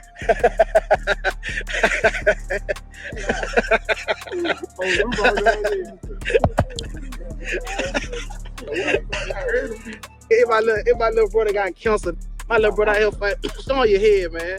This shit for real. My little brother fighting cancer out there. My mama. I got my little brother with me fighting cancer. Y'all gonna play with me while my little brother with me fighting cancer? It's stupid. Man, Lord, man. However, at least according to their mother, it seems that his passing finally in 2022 may be at least partially another example of the brutal conditions within the Alabama correctional system, with their mum sharing a post blaming the jail for letting him die in a cell with stage 4 cancer. Brazy, who usually appeared to be mentally unbreakable after everything he had gone through during his tough life, seemed to have finally been broken by the combination of the prison's conditions and the tragic loss of his brother, as Brazy would take to Instagram after having had a video taken down to let his fans know that he was truly at his wit's end and that he didn't care about anything anymore. Brazy would also share numerous tributes on Facebook to his younger brother, as well as opening up about people around him being fake and not going to his brother's funeral or participating in paying the costs, while they had showed up to see him for the last time whilst he was still alive, wearing all their best clothes like it was a fashion show. Brazy would also reveal that he had tried to bury his brother with his own jewelry, but this was seemingly not allowed. Brazy was clearly going through it during this time, showing how he believed that most people in his shoes would have taken themselves out after taking all the losses that he had, but still promising that no matter what, he wasn't going to give up on life after all he'd gone through. And then, in April 2022, Brazy would make what he called his last Facebook post ever, where he implied that while everybody was counting him out now, he would eventually pop back out on top, and that everybody would try and come back, but it would be too late, as he had already moved on to bigger and better things. Indeed, after this, Brazy would seemingly go on radio silence for over a year on his Facebook, but eventually, in November 2023, as if he had predicted his future, Brazy would indeed get back out and immediately go straight back to the top of the rap game.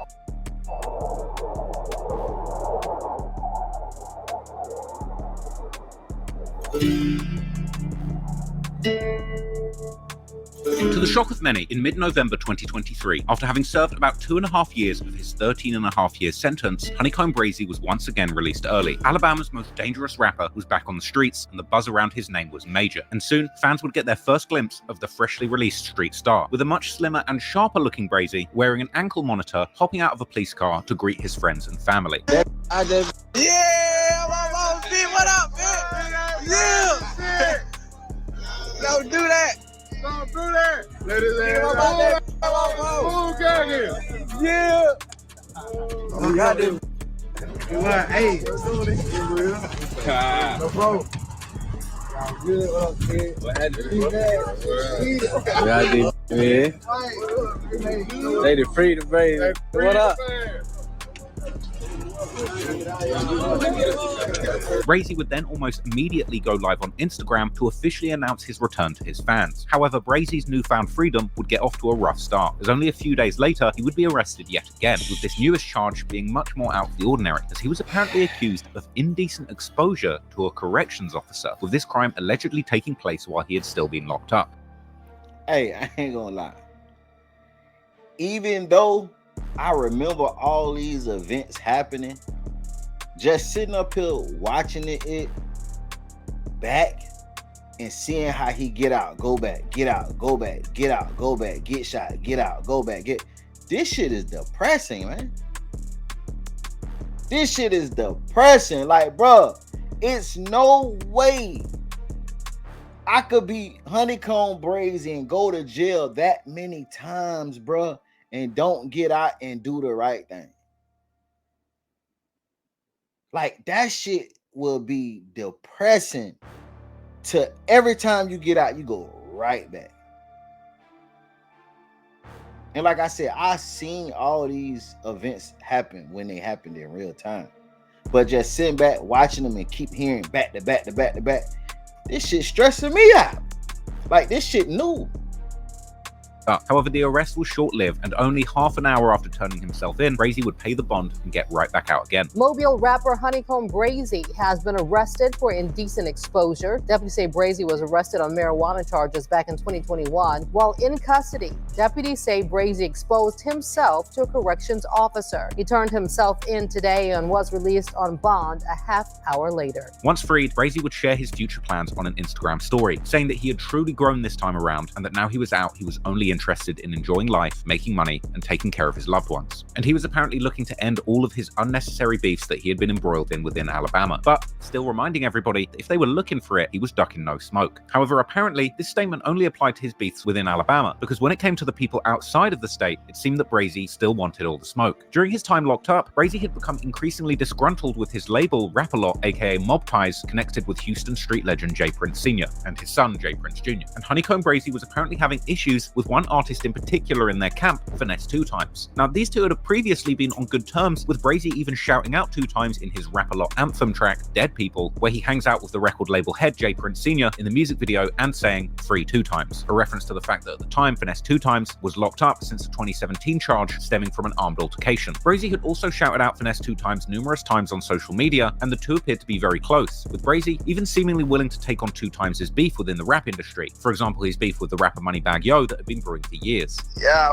I Finesse on that. Love Finesse, they need to free Finesse for real. Love Finesse for real on my soul. I fuck with that boy. I fuck who I fuck with. That's just how I rock, man. I fuck who I fuck with. I'm a real, like I don't say, I got smoke. I got my own smoke going on. I don't pick my business, so I expect to do the same thing. You know what I'm saying? If you with me, get where I you. We on some music. We on some rap. Get where we think I'm be on some rap. But now you want to be on the street. We gonna hop on the street. We gonna say D-Rock weighing on that. You know what I'm saying? That's just what's going on. When Brazy got locked up in May 2021, Finesse 2 Times would post on his YouTube a video of Brazy rapping along to his song Tax Time, together with a description, Free HoneyKomb Brazy, Free Finesse 2 Times. Then, when Finesse 2 Times would be released in July 2022, Rap-A-Lot, aka Mob Ties, who had already been in talks with him while he'd been locked up, would go all out for him, organizing a private jet to come and pick Finesse up after his release.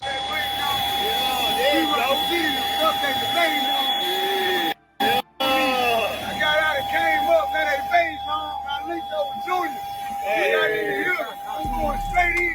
You know, I'm a beat player. I feel like Joe Brazy, that's the way it is. Yeah, man. Y'all don't know how this feel, man. With this whole ordeal soon after being publicized widely as part of a rollout for Finesse 2 Times' first release since being out, the music video for his song Get Even, where Finesse 2 Times can be seen hanging out in the studio with the son of J. Prince Jr., who was the one seemingly behind the signing of Finesse. Only a few weeks after that, Finesse 2 Times would then drop his smash hit song Back End with a music video that now stands over 100 million views. And in the video, Finesse 2 Times can be seen flaunting his new label with his whole team rocking Mob Ties merch, while he's seen wearing a new Mob Ties chain together with other new jewelry, and accompanied once again by J. Prince Jr. as Finesse 2 Times raps about how now he only messes with Mob Ties and nobody else. Soon after being home, Finesse 2 Times would also hop on Instagram Live with Brazy, who at the time was still being held in the Limestone Correctional Facility, with the two bigging each other up, while 2 Times would go on to comment on fan criticism on why he hadn't been shouting out Brazy since he was released. Is so gone. Bro, I love you, bro. Bro, you know this thing gonna change, bro. Just cause we on live and just we in front of people, bro. Like this the same, bro. You know what I'm saying? I remember the other day, bro, you hit me and you was saying shit about how people feel about me not shouting you. They don't understand it. Like we got a relationship outside of social media. You know what I'm saying? Yeah. They don't understand that you Elliot. Well, when I was down, you hear me? Yeah. You know, I ain't got a chance to really just care for you like I want to be because, like, and I want to tell you this in front of everybody. You're like, to come from 23 and 1 lockdown, bro. Like to this lifestyle, bro, taking me fast, bro. You're I tell you in front of everybody, because I love you, but taking me fast. You're like, but it don't. I don't be not want to do it. It be just that, but it's so much going on so fast, and I'm trying to study it. Because, bro, you can get tricked at the competition out here, bro. Yeah. And you gotta watch this with a close eye, bro. Like, basically, the nigga making excuses, man. He basically sat up there and said the reason why I haven't been there for you is because I'm studying the game. I'm studying how life is right now. So it's not that I really don't want to do it. It just I'm focusing on this shit so I don't go back to jail. Bruh, the time you took to explain that to him, it take less time to send him some bread. It take less time to send his people some bread. All this started because Finesse supposed to send Brazy mama some bread for Christmas, dog. And Finesse never did it. Even months after Christmas, he never did it. But when Finesse was locked up, Brazy was sending him bread and looking out for his people. That's another thing. Just because you real, and it's for everybody, just because you real and you be 100 with somebody, that don't mean that they gonna give you that same love back. You can't expect you from other people. So just do what you gonna do and don't expect them to move how you move, because everybody ain't gangster, everybody ain't real like you. And when I say gangster, I ain't talking about like no street it. I'm just saying everybody ain't solid like you solid. Quote of the day: don't expect you from other people.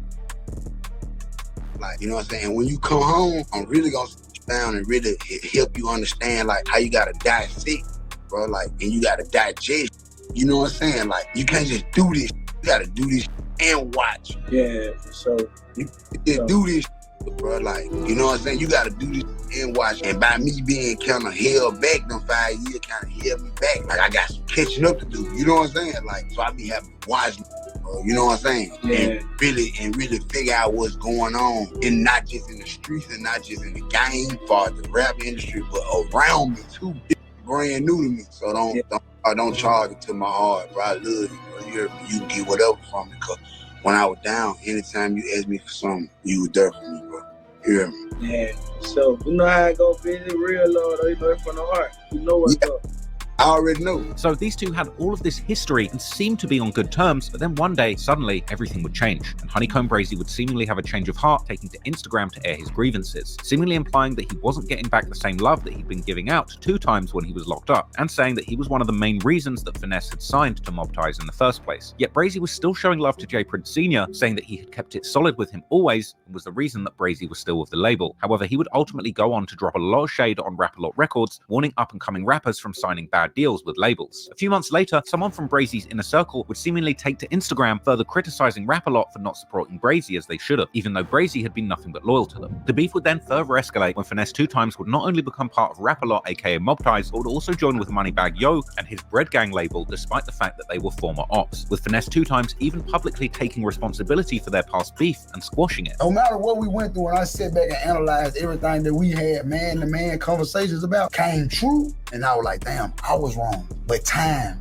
had to show me that. That's solid. Time had to show me that we were wrong, because I didn't understand. He had certain people around him like Zach Randolph, and he had to show him. So he was trying to show me. He was trying to put me on point. That's real, but don't do that. Bro, listen, he was trying to put me on point about the around me, about the game, about everything. And, it's hard, but the whole time I'm looking at it like jailhouse. Call it. All it. Yeah. I'm gonna push on. Yeah, you thinking like you on some sauce. Boy, you on the money. Time, he on point. Yes. Yeah. Now, after that, HoneyKomb Brazy would then take to Instagram, where he would comment on the deal, saying how he bets the NBA Youngboy and Fredo Bang would never do a song together, with the implication seemingly being that Finesse 2 times and Moneybagg Yo weren't keeping it real and had squashed their beef and become friends purely for money and clout, while in contrast, Brazy's beefs were real life or death situations. Brazy would also post a bunch of screenshots from conversations between the two in 2021 when Brazy was still out, but 2 times was still locked up, apparently proving that Brazy had kept things real when the roles were reversed. He would even show how his mother had been wearing a free Finesse 2 times shirt, and then, in July 2023, a few months before Brazy would be released from prison, Finesse 2 times' career would take a major hit as allegations would surface of him allegedly snitching on his co-defendant back in the day, with YouTube snitch identifier 1090 Jake amplifying the claims of the alleged co-defendant in that case on Instagram, ironically writing on his story how his DMs were looking brazy whilst posting the pictures that somebody close to the co-defendant had sent him of the paperwork. Finesse 2 times, on the other hand, would reply denying any claims of snitching, and he would also further explain how he believed the paperwork was fake because he'd been a juvenile at the time the alleged crime had taken place, and thus nobody could possibly have access to any paperwork about him from that period of time. At the time, 1090 Jake indeed did have no access to the actual paperwork. He had just been sent it, but he would still state during a DJ Vlad interview that he believed that paperwork to indeed be real, and that he had personally put in a request to get the original reports from the Memphis law enforcement. I requested the paperwork. They told me it would take 6 months to get. I had to actually get somebody in Tennessee to do it, because in Tennessee, you have to be a state resident to request any paperwork. But yeah, that not fake. But while it would take Jake all the way until March 2024 to finally get the paperwork and put out a video confirming it, once again letting the world know that Finesse 2 Times had indeed told on his co-defendants and had even been charged as an adult in the case, by this point the damage to Finesse 2 Times' reputation had already been done a long time before that, with other paperwork specialists like Whack 100 also coming out to call Finesse 2 Times a snitch publicly, whilst having conversations with his co-defendants on Clubhouse. Now, rap fans and other rap culture personalities like DJ Academics would also clown on Finesse 2 Times, relentlessly calling him the hilarious nickname Confess 2 Times. Therefore, once HoneyKomb Brazy was released in November 2023, he would have one more reason to diss Finesse 2 Times and Rap-A-Lot, aka Mob Ties, who had signed him to a deal. On his first Instagram Live after being freed, HoneyKomb Brazy would attack Rap-A-Lot Records by sarcastically asking where his private jet was to pick him up from jail, referring to that red carpet treatment that Finesse 2 Times had received from Rap-A-Lot after he got out. Brazy would also call 2 Times a rat. I see Alabama. I don't see nothing else right now. What in the f going on? Y'all land a plane with this big rat. He built that sis ass. More your ass like booty house, boy. You know that, though. Okay, so you converting over Muslim, boy. Ain't nothing gonna stop what's going on. You converting over Muslim when I come home. Everybody trying to get cool Rallo. They think Rallo finna stay in the industry. This what going on, man. Listen, why God don't say I ain't lying. So they going Muslims now. God, that's what these pirates do. It's just like that in prison. Like I just left prison. On my grandma, you leave prison, go to prison, they be pies. Scary as what they do, go Muslim. But it was that incident with the private jet that had clearly left HoneyKomb Brazy feeling some type of way, and he would soon clown Finesse 2 Times once again during another Instagram Live, claiming that his jet had never even left the ground and saying that it was all a publicity stunt, whilst also hilariously describing his own first ever flight experience. With this explanation perhaps telling more about Brazy's inexperience with flying rather than whether 2 Times had indeed pulled off a publicity stunt. Do y'all know that Finesse got out? Listen, when he got out of jail, he was on a jet, right? Do y'all know the jet never left the ground? It was never in the air. It never left the ground. It was all a skit. It was all a skit. The whole. Hey man, listen. Hey, listen. I want to say this, man, because this shit finna have me crying loud. I want to say this, man. HoneyKomb Brazy is a true character, man. His back and forth with Finesse 2 Times, even though Finesse 2 Times didn't respond while HoneyKomb Brazy was out. But man, listen, HoneyKomb Brazy, that dude is a real character, bro. You don't want to beef with him on social media, bro. That nigga put on the show for show. He was that serious, but he put on the show being that serious, bro. Boy, I swear to God. This guy out in the jet and really shot a video and then walked down this like he really did been in the air. Like he's signing papers and boy, you ain't never fly in your life. One thing I'll say about it, let me say about it. Ain't no in the world hopping on that plane for the first time and they just like normal with it. No seatbelt on, ain't got nothing signing. Man, I swear to God, my first time I hopped on the plane, go that did. Boy, with that seatbelt there, I don't know what the going on. I ain't right. I'm buckling it down to my. I'm trying to look for extra scraps. You hear me? This my first time on a plane, man. I'm buckling up. I'm scared. I'm ears popping. This like he in the outside the papers. They got no headphones in the ear. You know, you on that plane, you gotta put headphones in your ear to stop the little noise. All this. You hear me? That ain't did none of that. Fresh out his jet, acting like he in and out, signing paper, jumping out his man, boy, so goddamn, oh my God. Soon after getting out, HoneyKomb Brazy would release his first new song, titled Respect, along with a fresh music video, with both the song and video being clear disses aimed towards Finesse 2 Times. The music video itself was influenced by popular horror movies like Halloween, with HoneyKomb Brazy wearing the mask of the movie's main character, Michael Myers, whilst his crew were wearing jigsaw masks from the Saw movie series and the masks of Jason from the Friday the 13th movies. Brazy would begin the song by calling Finesse 2 Times a piece of pork, basically saying that he's a cop due to the alleged snitching, whilst also asking him, why are you trying to get in my skin, which is essentially a reference to the fact that Finesse 2 Times kind of took HoneyKomb Brazy's place in Rap-A-Lot Records while he was locked up. He would continue rapping how somebody is trying to finesse him and how he's from Alabama, so he gives no F's about the clan, with this line being a slick double entendre that refers to both the actual Ku Klux Klan that has a long and dark history in Alabama, whilst also making a reference to Finesse 2 Times and his crew, which is called Da Clan, a bizarre choice of name for your crew, with Finesse 2 Times even having an enormous chain of the crew's logo that actually portrays 3 Ku Klux Klan members being hanged. Now, the song and the music video then ends with a scene where Brazy and his partners are seemingly killing somebody or burying a body, while Brazy repeats the line, "I see dead people, they like he ain't got no common sense, finesse he would have died if I ain't linking with Jay Prince." Now, this line refers to specific events that Brazy claims happened while the two were still cool, with Finesse 2 times allegedly calling Brazy scared from prison that a big-time gangster in Memphis was going to kill him, after which Brazy would allegedly link 2 times up with Jay Prince, who would put in a call and make that threat against 2 times go away. Therefore, after repeating the line and describing these events, Brazy would even go on a monologue imitating Finesse 2 times, calling him about that matter. Brazy would then hop on Instagram Live once again to talk more about his relationship with Finesse 2 times, going on a long rant where he explained more about how 2 times is scared to go back to prison and how the last time Brazy had to come and save him whilst having actual killers after him. Hey, y'all ain't ready to give up that lifestyle. Oh my grandma, these niggas ready to give up that lifestyle. You think these, man, listen, you think these ready to go do some more time, boy? Boy. That ass out of there, man. Like some real shit and not going back to jail. Boy, he had a hard first little bit. I had to come save him it. Wah. You hear me? I ain't got time on no broke ass for real. We got rock money, we got trap money over here. When stunned that was real scared. See what I'm saying? You were real scared, real pot, real activities. And I put a real that shit, but I'm so screwed that real you locked up already. They got you scared in the cell. You ain't even, you know what I'm saying? I got real water. I got real smoke in the street. I'm out here trying to make sure you straight. He would also say that he's the person that put Finesse 2 times on, implying that it was him that put Finesse in contact with the Jay Prince family, as well as explaining how he had still been sending money to 2 times' books, even after his grandparents were killed, which is why Brazy got mad after 2 times would seemingly imply during their jail call that he was just testing Brazy to see if he was solid. I pitched wrong. Boy, you know what's going on. You wasn't talking about nothing. You hear me? You wasn't talking about nothing, Finesse. You was ass. You was out of there. You was dead. You was finna get, I'm sending you money after my grandma don't get killed. So you know I'm with you. You see what I'm saying? So y'all telling me I'm mad and I'm tripping. I ain't tripping. So I'm silent. I ain't tripping. You heard me? I ain't tripping at all, man. My grandma no dead, gone. That boy hit me up. I'm still. Y'all, here you go. It real love. You feel me? I ain't even tripping. I'm going through real shit. So by me, yeah, you supposed to know it real love. You get out and say something like I'm testing you. Boy, test your. Don't test no real like me. You know what I'm saying? You don't test no who holds you down.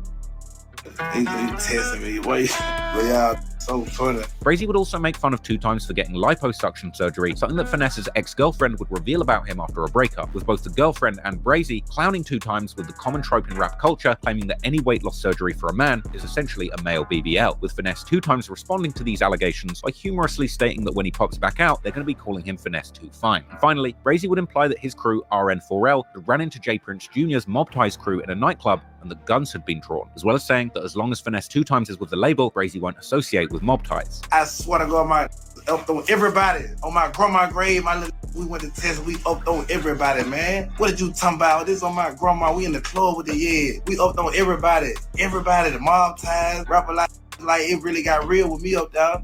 Man, we up on the whole club. This on my grandma. I ain't just talking RN4L business. You see what I'm saying? I'm really like that. You don't even know what's going on. I don't give a about nothing in real life, man. You with it wrong, all them they got you wrong like you silent, want me to, I ain't with that shit. On my grandma ain't with that shit. I'd never go back up there alone, you wrong. Now, Brazy clearly wanted all of the smoke around this time, and he would continuously hop online to air his grievances with Finesse 2 times and the label Rap-A-Lot, more particularly Jay Prince Jr. and his Mob Ties venture. Now, this would get Finesse 2 times his brother No Love to hop on Instagram to say that he was going to expose HoneyKomb Brazy. Turn my shit up, man. I'm finna expose you.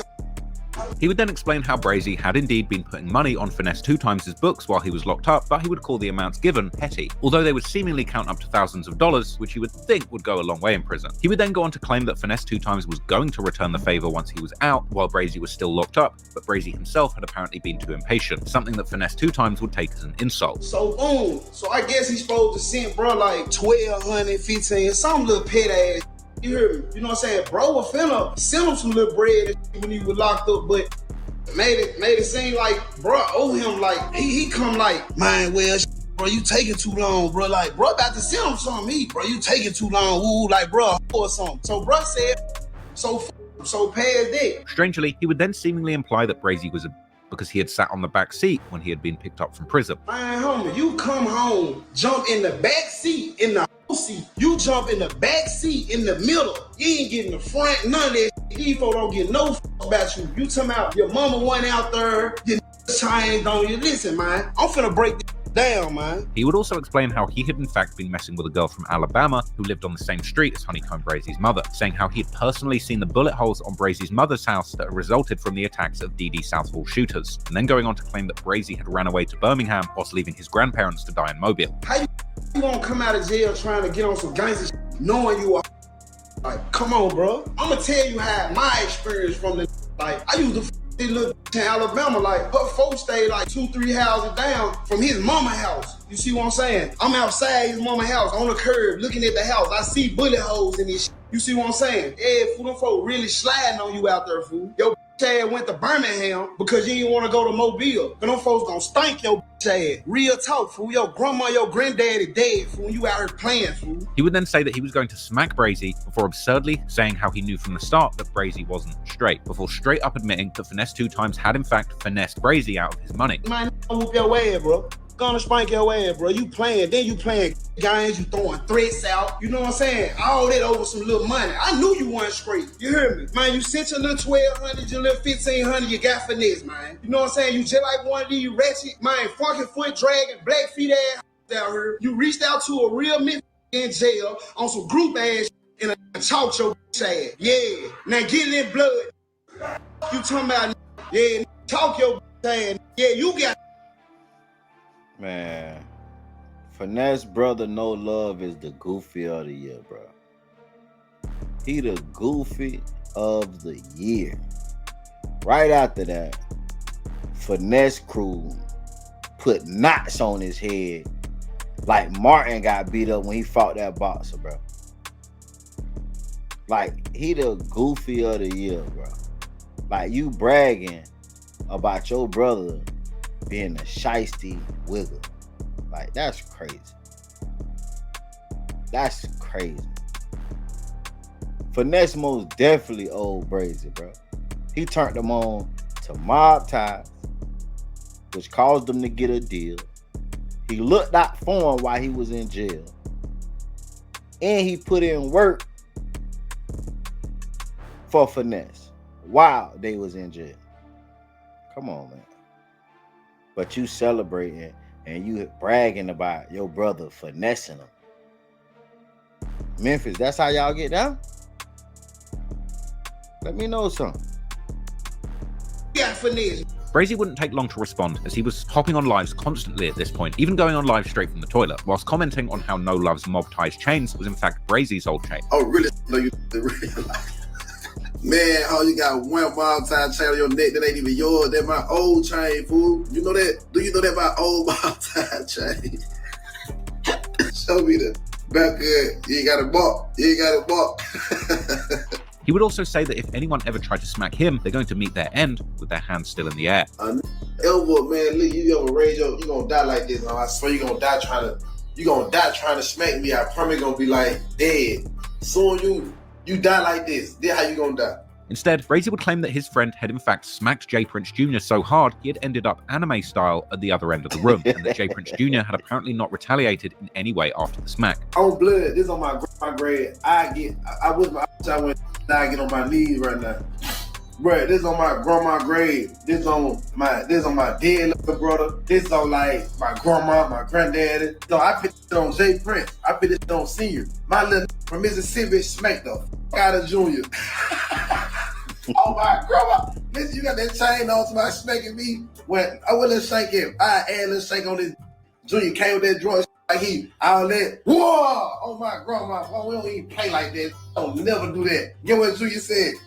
Flew to the door. That flew to the other side of the door on my grandma's grave. Flew. I like that little right there. Yeah, I like that. I know you do like him. Oh, my grandma, I know you do like him. Cause we really like that. What the you niggas think? Brazy would also say that he lost all respect for J Prince Jr. after letting people in his camp talk bad about his grandparents. Yeah, J Prince Jr., like he lost all his respect for me. I ain't got no more respect for him. I got no more respect for him, bro. Like real shit. You let these boys talk my grandma and granddad on live home, then with a ball tie chain on, like they standing on business, like for real home. Like, that what we on, Julia? He would also respond to the claim that Finesse 2 Times had finessed him by saying that he kept logs of all of their conversations that showed 2 Times had actually begged him for money, as well as pointing out he was already a very successful artist at the time, so he would have had no need to try and get clout off Finesse 2 Times, who had been locked up for several years at this point, and pointing out the fact that Finesse 2 Times and No Love had in fact been on very bad terms at the time, with the brother even dissing 2 Times when he first got home. You talking about finesse me out some money, and boy, I was a real your brother. That boy, I got messages, the boy begging the got me. See what I'm saying? You know, I keep everything. I don't know why y'all go down with Brazy. Like, I don't keep all the dirt. You know I keep all the dirt. I got your brother saying, nah, type of shit for them. You don't need nothing. You just need me. We locked in. I don't gotta lock in with your brother. I was already blowing up. Your brother locked up. He had about 2 years left. How the f I'm using him for clout? He got 2 years left to do. And this on the street blowing up, got a video of Jay Prince going viral. And I don't need this. I'm turning down bad features and everything. How the f I needed your brother? How? How the hell did I need your? Now your brother misled us. So I did. Don't do this. Don't do that. Don't do this. Don't do that. They want to kill me. You can't f them. They shot little Marcus. I don't know none of these, man. You hear me? I don't know none of them naming, bro. Like, what I'm capping for? Why I kept it real with homes? You told y'all finesse me by me sending your some money when y'all wasn't even sending him no money. Your brother was telling me he cut you off. You must forgot you were dissing your brother when he first got out. This your brother. This y'all got the same mama, but you fake, you flawed. This ain't real. He got everybody else running with him but you. That man said, he told me I don't know he can die. I kill my brother. This on my grandma. Indeed, it seemed that Finesse 2 Times and his brother's relationship had plenty of problems of their own, because some weeks later, 2 Times' partners would allegedly beat his own brother up at their Airbnb, with the brother hopping back on live to comment on the matter, with a large knot on his head where he's seemingly been hit. So we out here in Miami, you know what I'm saying? I'm gonna get straight to it, you know what I'm saying? Me and bro had some words, some disagreements. I'll let that be known later. And I'm gonna upload the footage of what just happened. As you can see, I got a knot on my head, you hear me? Y'all share these times, bro. My own brother, bro, you hear me? And the reason behind this, I ain't gonna even say it on live right here. I'm gonna just let y'all know what happened, cuz. Come on, cuz. Man, that man let his own jump me, cuz. What no let his own jump him, bro? Come on, man. Hey, bro, there's no way I would have the guts to be like, look, this knot on my head. Y'all share this shit. Man, come on, man. Like, I wouldn't, bro. This nigga is the, man, goofy of the year, bro. This is, like, I don't even know him. I, for a fact, don't like this dude, bro.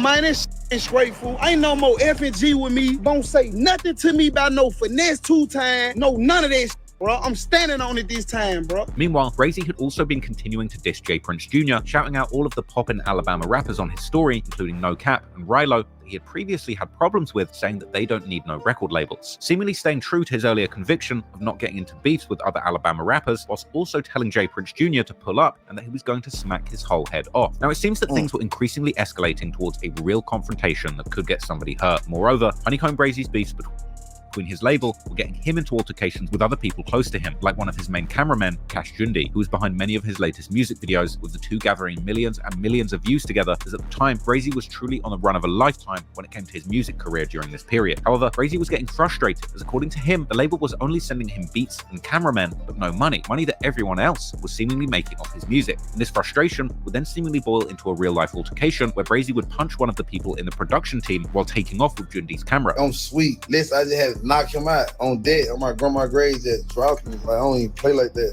And then Henry had to come out the room behind me. I got this. I'm gone. Listen, I got some pressure built up. Man, I swear to God, I got some pressure built up, boy. Man, I'm going through it for real, y'all. I'm just street. I'm just really like, I know how to get some money out the street, so I don't really be. Man, these folk playing, man. These folk got up. I'm on some for real. I ain't even feeling like, really, I got a video I just shot yesterday. I want to drop that whole day, but I don't even want to drop it because I feel like these is eating. They just eating off and they paying me with my own goddamn money. Man, like, ain't nobody standing on business, bro. Now, I ain't not Cash Judah. I was finna drop his ass too, though. But I had not the other dude out. I got your camera right here, boy. I got your camera with me still. I'm gonna give your camera back, though, but I ain't gonna do it like that. I'm just mad, bro. I swear to God, man. bro. These folks playing with them. Then they sending you, they bringing all these cameramans all the time, and it like y'all just want me to, they sending me beats. This is all they doing, sending me instrumentals and sending me cameramans. Instrumental, cameraman, instrumental, cameraman. What that bag at, man? But then something would happen right when Brazy was seemingly spiraling out of control, as Brazy would announce that he had had a very long FaceTime call with J Prince Sr. It had always been clear that while HoneyKomb Brazy had many grievances with Rap-A-Lot and mob ties, he always had an enormous amount of respect for J Prince Sr., even in the midst of this latest feud, as he had even said on his recent lives. Listen, I'm gonna tell y'all if I love J Prince. Like, Pops, that Pops, man. I love Pops. Pops real, like, I'm Pops normal. Now, as Pops talk to me, we always talk. Pops no Brazy got their own mind. Therefore, it's no surprise that J Prince Sr. had major pull with HoneyKomb Brazy. And after this conversation, Brazy would then seemingly do a complete 180, taking full responsibility and apologizing for his beef with J Prince Jr., even saying that they needed to meet face to face and settle their differences for good. And I really don't think that is J Prince. You know what I'm saying? I think J Prince be letting Junior run shit by Junior being younger. And you know, Junior hot head. Junior ain't really fully developed when it comes to being a businessman. You know what I'm saying? And that's where the confusion come in at, because you know that both of them young. Brazy young, Junior young, and you got pride and some more it mixed in between both of them. You know what I'm saying? So I feel like J Prince need to control and run HoneyKomb Brazy career and let J Prince Jr. handle finesse, because Brazy and Junior just don't mix, bro. It don't mix. That's like being at a job and your boss damn near the same age as you, and you know just as much as him. So every time he say something, it's like, bro, like, nigga, you ain't no better than me type. It's like y'all always bumping heads. And that's the situation with J Prince Jr. and HoneyKomb Brazy. Like, Brazy don't respect Junior. I done seen you get slapped. You ain't do nothing. You flaw for how you moving with finesse. Y'all ain't breaking me off with my paper. Like, it's just a lot going on. I really feel like just J Prince need to control HoneyKomb Brazy career and let Junior control finesse career. Unfortunately, Brazy's other beefs, like the one with Finesse 2 times his brother, was still very much active. And despite getting into a beef with his own brother, No Love still had his eyes on Brazy, who had been clowning him relentlessly after the altercation. They got footage. Man, how you get the footage? So you get your ass beat up and you record at the same time? Boy, you're different. Boy, you the real police.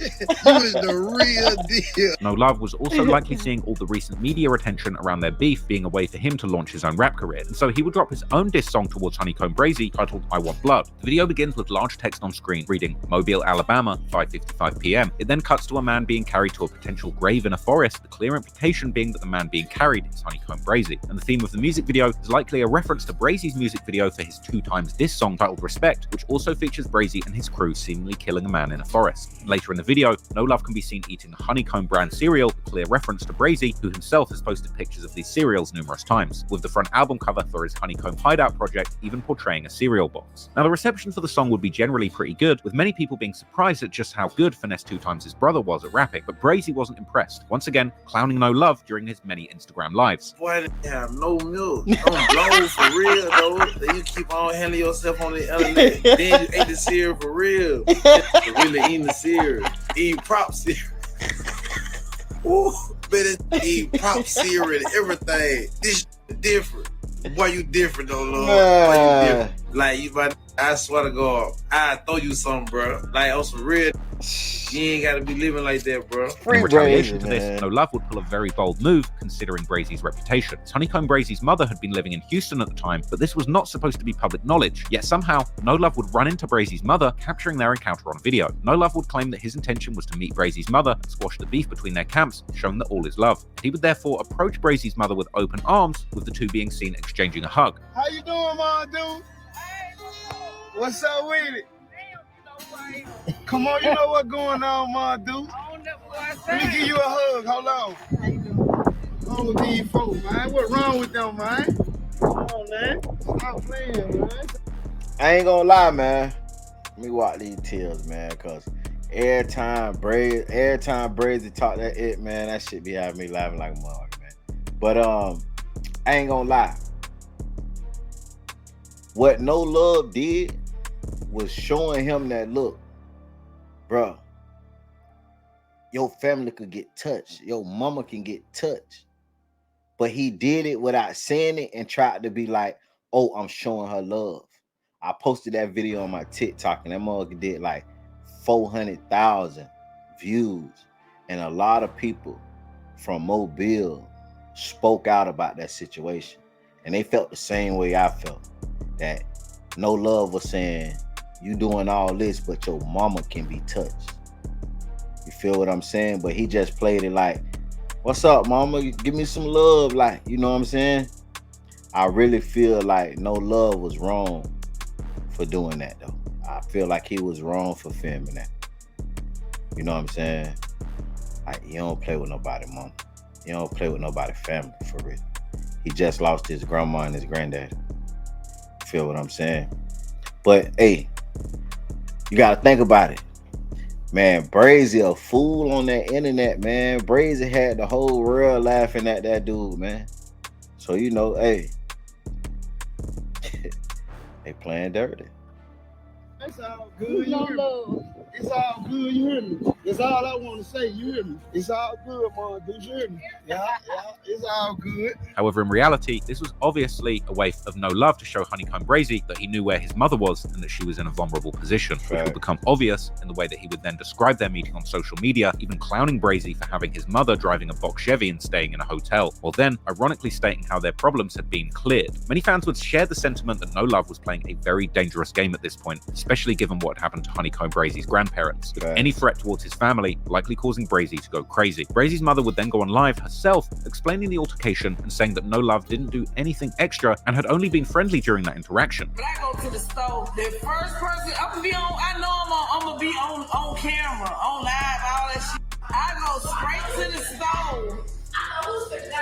I promise. I'm gonna just be straight up because I'm a female. If this dude wanted to do anything to me, hurt me, he could have hurt me, killed me, anything. He didn't do nothing but hug me and show me love. But HoneyKomb Brazy, on the other hand, was not fooled. He would comment on the situation on his Instagram story, saying that what No Love did was unforgivable given what had happened to his grandparents. However, No Love would seemingly soon have a change of heart, perhaps realizing that this behavior wasn't winning him any fans, as he would then go on live again to explain the beef from his end, claiming that someone close to him had made a disrespectful post taunting Brazy's grandparents from his Instagram account, as well as sharing how close his own relationship was with his grandparents, therefore suggesting that he would never do anything to disrespect Brazy's grandparents. I didn't win out of gas, fool, but I can't sleep, fool, knowing that what was said on that story about your grandma and them, bro, that man typed on my phone, bro. You hear me? That's on my dead grandma, bro. Rest her soul, bro. When he posted it, I ain't feel it, bro. You hear me? I could have deleted it, fool, but I'm telling y'all now, fool, because I feel like I've been played on, fool. I feel like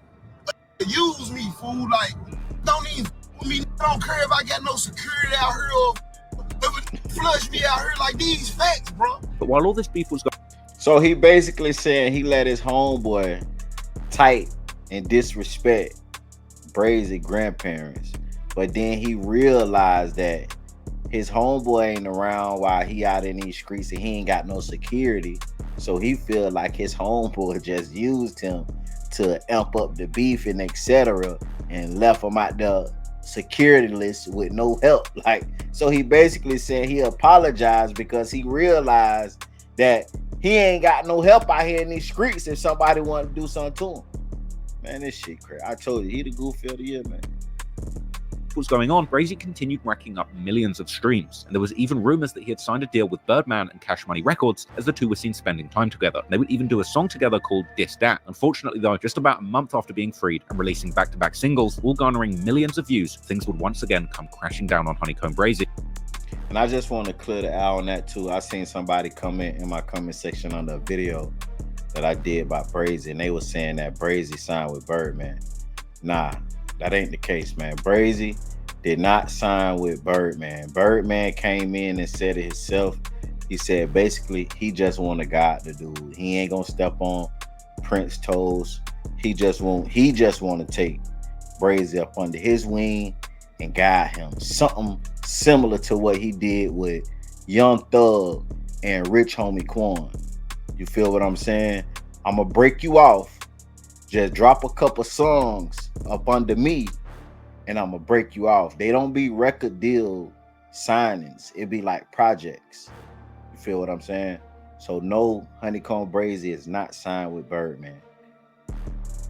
Birdman knew that HoneyKomb Brazy was in a toxic situation with mob ties, and he feel like he can just help and remote his career better. And he don't want to step on Jay Prince's toes, but just let him rock with me and let me do business with him. You gonna get your cut, you know what I'm saying, and let me guide him, because you can't guide him in the way he need to go, because he not rocking with your son, he not rocking with your label, you know what I'm saying, and it's starting to cause confusion. So that's what that is. Like, that's some Young Thug and Rich Homie Quan shit. Like, you know what I'm saying? Just let him get up under me, like, but he's not signed to Birdman.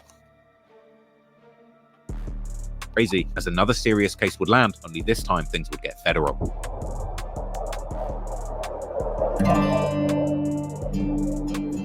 Free Brazy, man. Y'all put Free Brazy in the chat, man. Hit that like button and During subscribe. December 2023, HoneyKomb Brazy was seemingly staying close to his home turf, with his December 1st music video for the song 6 O'Clock showing Brazy and his partners hanging out in his childhood community of Happy Hill, followed by his December the 8th music video with Birdman for the song This Dat, showing the two hanging out in the Sideways Sports Bar and Grill in West Mobile. And then his December the 14th music video, together with another Mobile rapper BCUG, which showed them in a Mobile-based recording studio located next to Brazy's Happy Hill neighborhood. Fortunately, this would be the last music video to be released with Brazy as a free man, because only 4 days later, on December the 18th, while Brazy's car was driving north of Mobile on Interstate 65 whilst passing the General W.K. Wilson Jr. Bridge, better known as the Dolly Parton Bridge, the car would be stopped by Mobile County Sheriff Office Special Operations Unit and FBI officers belonging to a so-called Safe Streets Task Force, which is a joint operation between state and federal officials that specializes in investigating violent crimes and arresting violent offenders. And in court documents, one participating FBI officer detailed the reasons for the vehicle being stopped. There was a particular focus on Brazy's vehicle that he was traveling in at the time, which would turn out to be a bulletproof white Cadillac Escalade SUV, which the feds claimed was traveling too close to the vehicle in front of it, as well as suggesting that it was traveling in the left lane for a period of longer than 1.5 miles without passing another vehicle. The cops would also claim that the car had too dark tinting on the rear windows and was not displaying the proper registration for the state of Texas where the car was registered. This initial criminal complaint, which is dated 3 days after the arrest, also includes long descriptions about the FBI agent's expertise when it comes to investigating drug traffickers, which is seemingly included in the report to not only establish probable cause on their arrest, but also support the decision of the officers to perform the traffic stop on Brazy's vehicle in the first place. Once the car was stopped, the officers would first talk with the driver of the vehicle, who would turn out to be a man named Mason Fuller, who was seemingly acting as a security guard for Brazy at this time, as he was wearing a body armor vest labeled with text saying enforcement. Fuller, who seemingly goes by the name Bishop and runs a professional bodyguarding business, can be seen on Brazy's manager's Instagram together with Brazy all the way back in November when he first got out of jail. And according to the FBI officer, due to Fuller wearing body armor, he was asked whether there were weapons in the car, to which Fuller would state that there were indeed at least 2 weapons. One standard-looking 9mm pistol that was found under the driver's seat, while another one, a Smith & Wesson MP15 pistol that looks more like a rifle, will be located under the third row seat, which was allegedly within the immediate reach of both Brazy and a third occupant of the car, a man named Miguel Hall from Houston, Texas. The officers would also suggest that there was a strong smell of marijuana emanating from the car, and inside they would find a half-smoked blunt along with a liquid medicine bottle also within the immediate reach of Brazy, with the prescription partly ripped off. And one of the FBI officers actually claimed that he was able to make out the words promethazine, which he claimed he knew is often mixed with codeine. Then later in the same document, that same bottle is described as actually containing both promethazine and codeine. Now the officers would discover that all 3 occupants of the vehicle were individuals who had been prohibited from possessing firearms due to their previous convictions. The driver Fuller, who was wearing the body armor, apparently had a temporary protective order against him that he had received a few months before the traffic stop in Georgia due to a domestic violence case he had outstanding. And Brazy and the third man Hall were indeed convicted felons who weren't supposed to possess firearms. And so all 3 of the individuals were arrested at the scene, eventually being indicted on federal gun charges. And as soon as HoneyKomb Brazy was arrested, it didn't take long for his top op, Finesse 2 Times, to jump on social media and share his opinions, posting a picture of himself on Instagram laying on the ground like a dead body, surrounded by money like it was crime scene chalk. along with a caption boasting how he doesn't even need a gun to kill his enemies, together with a hashtag saying the art of war. Now, it appears to be a bit of a strange insinuation, and it kind of makes it look like Finesse 2 Times had something to do with the arrest. Perhaps Finesse 2 Times actually confessed 3 times. But he would also taunt HoneyKomb Brazy, saying F your favorite rapper, as well as highlighting his Rap-A-Lot or Mob Ties connections, dissing his haters from Mobile, as well as saying that he was going back to being the old Finesse. But he didn't specify if that meant he would go back to snitching on his co-defendants too. After all, he did mention that he was driving around with cheese, as well as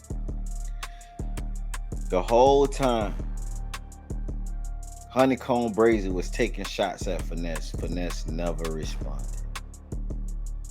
The day, less than hours after Brazy go to jail, Finesse pop out this. That just show you what kind of person he is, bro. well as screaming into the camera how it was up with anyone now. It's up now. Got a man in jail. How about that?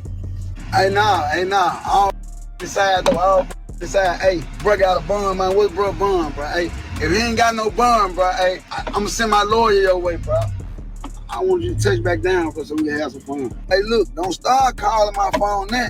Long as I was quiet, trying to be humble about and trying to be mature about Nah, they kept trolling. Nah, they kept, you know what I'm saying? So yeah, I'm on it. That's what it is. Like, no, don't recognize real, then I'm back on some like, don't start calling my phone now. Don't call my phone. I ain't no net. I ain't nah. Long as I was trying to be quiet, trying to be cool about it, I leave it. Nah, it's over with.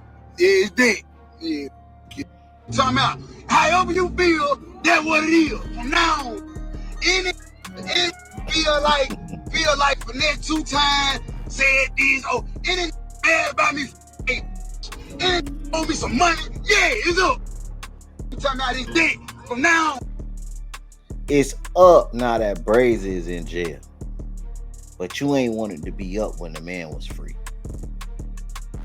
Like, this give me coward activities.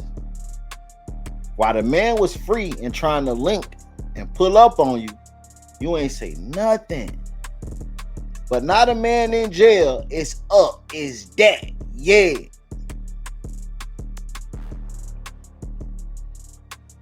Midday for it, that's what's going on, man. I'll show you exactly how. Damn, is this a Lamborghini? Yeah. Is this your car? Yeah. Do you mind if I ask you what you do? And if I see you, ain't gonna be no friendly, it ain't gonna be no friendly conversation. I'ma smack blood one. I'm gonna start smacking the bottom. I'm gonna go back to the old Finesse. Yeah, I'm gonna start smacking Mobile, Alabama. You talking about? Cause I know that's all on here. Ain't none but haters on here.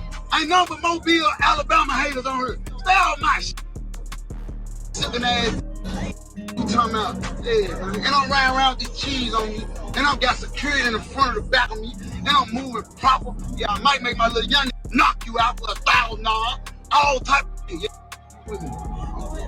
Now, it's easy to be tough with your ops when they've been locked up, isn't it? And many commenters on YouTube would point this same thing out too, suggesting that Finesse 2 Times wasn't acting so tough 2 weeks ago when Brazy was out in the streets. And now that Brazy is locked up, suddenly he's got a whole bunch to say. Finesse 2 Times' insinuation was that he had finessed Brazy into this situation, something that would strike a chord with Brazy himself. And on the 7th of January 2024, Brazy would make several posts from behind the wall to his Instagram page, claiming to have paperwork on his arrest that proved Finesse 2 Times indeed filed a complaint against him. Brazy would also claim that this was being done to make sure that he is back inside prison, so he is out the way, and that 2 Times apparently couldn't take the pressure that Brazy was applying to him in the streets, and even suggesting that he has more respect for 6ix9ine than Finesse 2 Times. Brazy would also mention once again the love that he had previously shown to Finesse 2 Times back when he was incarcerated, and suggesting that now 2 Times had crossed him out. Brazy would then cap things off by stating that you can never trust a man with a BBL. Now, Brazy had plenty of reasons to be upset for this latest setback, because contrary to what many people seem to assume based on his prior problems with the law, this time around it appears that Brazy was at least trying to move smart. As far as he was concerned, he had hired a private security team to watch over him at all times, which can even be seen in one of the only interviews that Brazy had done after coming home during this period, where his head of security, Fuller himself, can be seen leading the group surrounding Brazy, along with several other security guards. But unfortunately, what Brazy allegedly didn't know was that Fuller and Hall, who allegedly worked as his security, had been barred from carrying guns, something someone from Brazy's team would post on his Instagram after the arrest. Moreover, as the person close to Brazy would write, after the arrest, both Fuller and Hall would plead not guilty, even though one of the guns was registered to Fuller, while the other one was registered to the mother of Hall's child. It seemed that the handling of Brazy's security had turned out to be a complete mess, but he might not have known about this. So apparently, the hiring of the security team was handled by Brazy's manager, an individual who goes by the painfully ironic nickname No Luck. And on his Instagram account, the manager showcases his security services that he offers his clients, including a picture of seemingly that same white Escalade that Brazy and the other two men were caught up in. No Luck may have even been the one responsible for linking Brazy with Birdman to collaborate and potentially sign a record deal, but No Luck would also be associated with other people in the music industry that Brazy has a much more contentious relationship with, namely the Prince family and their Rap-A-Lot/Mob Ties labels. In older posts, he can even be seen flaunting the company's chains, as well as having many pictures with the family and people associated with those labels throughout the years. Now, it's likely that Brazy, in fact, first got in contact with No Luck through Rap-A-Lot when he was still cool with the label, as their relationship seems to go all the way back to at least December 2020, right when Brazy first got out and linked up with Rap-A-Lot. However, at least until a few years ago, No Luck was also seemingly managing Brazy's biggest current op, Finesse 2Times, and Finesse is still saved in his Instagram highlights under the title Artists. Nevertheless, later on, Brazy would later retract his comments about 2Times setting him up, saying that he had now seen the full paperwork and he wasn't going to lie about anybody being a snitch, even if it's his ops. A comment to which 2Times would respond to, saying, "How could anyone believe anything Brazy says?" However, it would turn out that Finesse 2Times genuinely didn't have anything to do with the arrest, and recent news reports would reveal that Brazy was actually being actively monitored by law enforcement during this time, and it would turn out that the feds were keeping a close eye on his social media accounts and traveling plans, and were in fact likely waiting for him at the location where his car was eventually stopped. A revelation which would come from the cross-examination from an FBI officer who participated in the traffic stop, who would seemingly admit that they knew Brazy was heading from Montgomery to Alabama, which makes the claim that they simply saw a violation and made a random traffic stop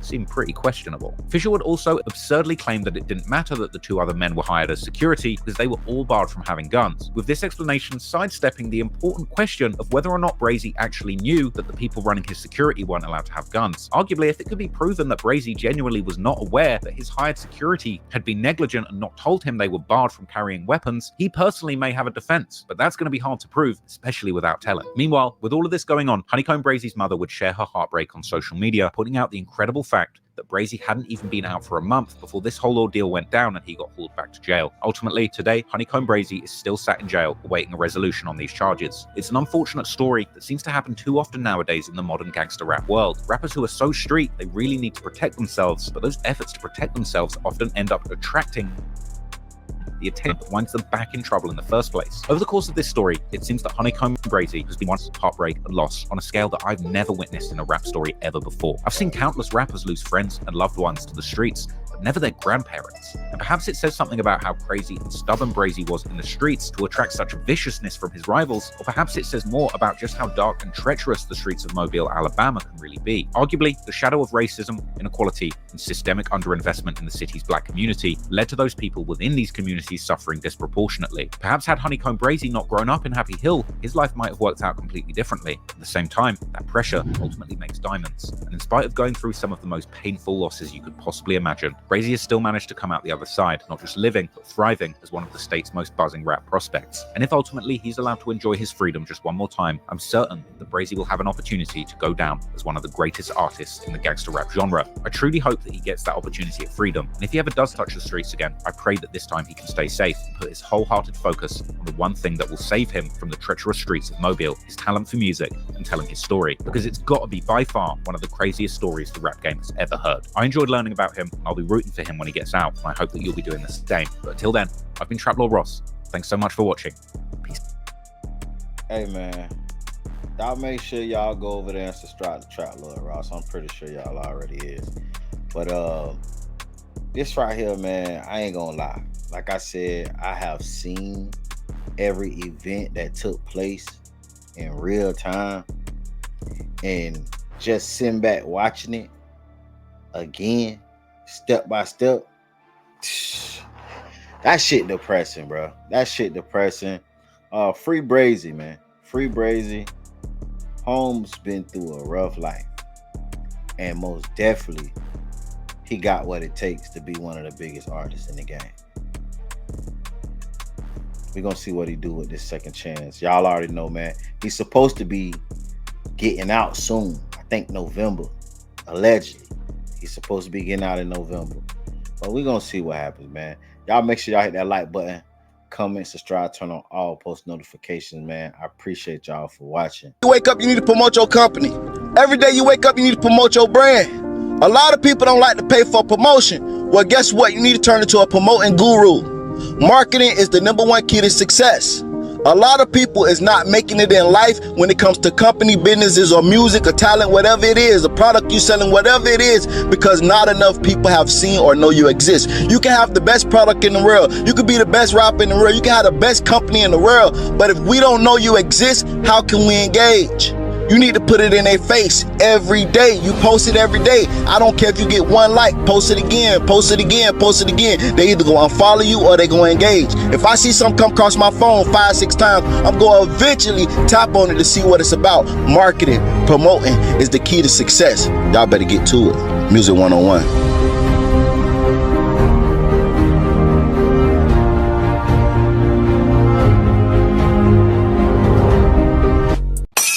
Hey, do me a favor. Look down right there to the bottom left and hit that like button for me.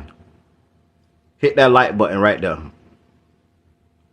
I appreciate it. Now continue watching. Promo alert if you need promo.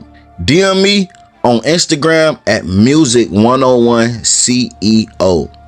$30 for 1 promo video on my YouTube.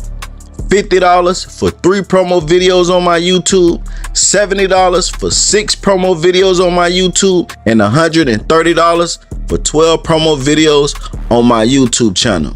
Make sure y'all tap in and get that promo if you want to win.